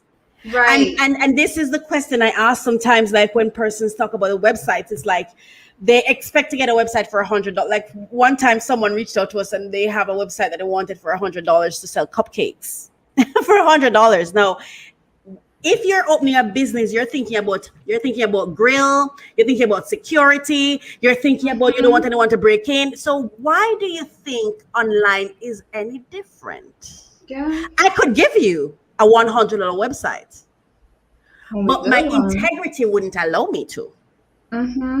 Because I know what the results will be. Yeah. Yes, we don't at UDMI. We don't work with any company we're not in partnership with. So, for example, Wix, we're actually an official partner with Wix. We have a partnership with Google, partnership with PayPal, partnership with Amazon, all the major companies that that your website need to function, right? And people don't understand. You've got to get into the seriousness of it. It's no different from your physical business. It is commerce. Physical commerce and electronic commerce is no different. It is still commerce, right? So be conscious of when you're building your websites, because more than building it, is ensuring compliance of your website, security of your website, because anyone can design it. Anyone can design a website. We don't build websites for clients. We build marketplaces. Yes, and not just being your website, but educated about it. When we build a website for you, the site works for you. You don't work for it. and it's a complete company, it's a business. So I know a lot of times persons take it for granted. Oh, why am I paying this? If you were to pay, anytime you think of any business, you have business management, whether it's a physical business or an electronic business. It's the same thing, people. And I'm saying this to persons to understand, and let me tell you why it's important to understand. Nobody cares if you're not making money. But the minute you do, you start wishing you didn't design it yourself. You start wishing that you had hired a professional. You start wishing, because the minute it hits money, find out what happens when you win the lotto. Don't take it from me. You have to understand that you're running a business. It's a company you're building, or a business that you're building. You have customers, real life customers that can sue you. Real life customers that can drag you through a judicial system. You've got to take e-commerce seriously, because that is where we're operating right now. So good job. Yes, important. Jesse, I think we have some more comments coming in. Yes, we have some comments from Apostle Faith Walters that says, for sure, don't buy cheap shoes because your back and feet will be screaming later. Yes, they will. Also says, you are so worth it. You work hard, so treat yourself to the best. Exactly. And last but not least, Shakespeare saying, to thine own self be true. Never be cheap with anything that affects your overall makeup of you. That's beautiful. Yes, very beautiful. Thank you so much for that, Apostle. Thank you for having me on your show. Yes, thank you too for stopping by, Coach Racquel. And I always love the passion with which she speaks, and it is just true. Once you decide to be online and to invest in an online platform, whether it's having a website or simply purchasing something, because I know that when we talked about our first point, which is comparing prices, sometimes it's not Amazon, sometimes it's another platform that may have it cheaper, but then when you receive the item, you're looking at it like, okay then, right? Yep. Exactly. And so that is why we also encourage you to go on over to shopandOwn.com. We do our checks and balances, make sure that everything is okay. The service is on point. You are safe. Safety is important, especially during time. And of course, you get quality products. Wow. Yes, do that today. Jesse, with just a minute to go. I see it's coming in. We have, and what have you traded for discount unknowingly? Yes, because sometimes you be spending that price and it's worth it because the quality that you're getting is top notch. You have to worry about it for years to come. Yeah, and that is why we do wealth mindset: innovate, develop, elevate, and activate and serve ideas. It's all about the mindset and how you see it. And you want to know that whatever it is that you're doing, it is something that you can pass on to the next generation. Your habits, your practices. What are you plugging in? How are you changing the culture, especially for us as people of color? How are we changing the culture of wealth? These conversations are gems. They are golden. Yes. So thank you so much for joining us inside Wealth Mindset. It is time to go, Jesse. Time to go. It is. I'm sorry, guys. We'll see you guys next week. Thank you so much for joining us on our show, and hope you guys have a great week. Take care.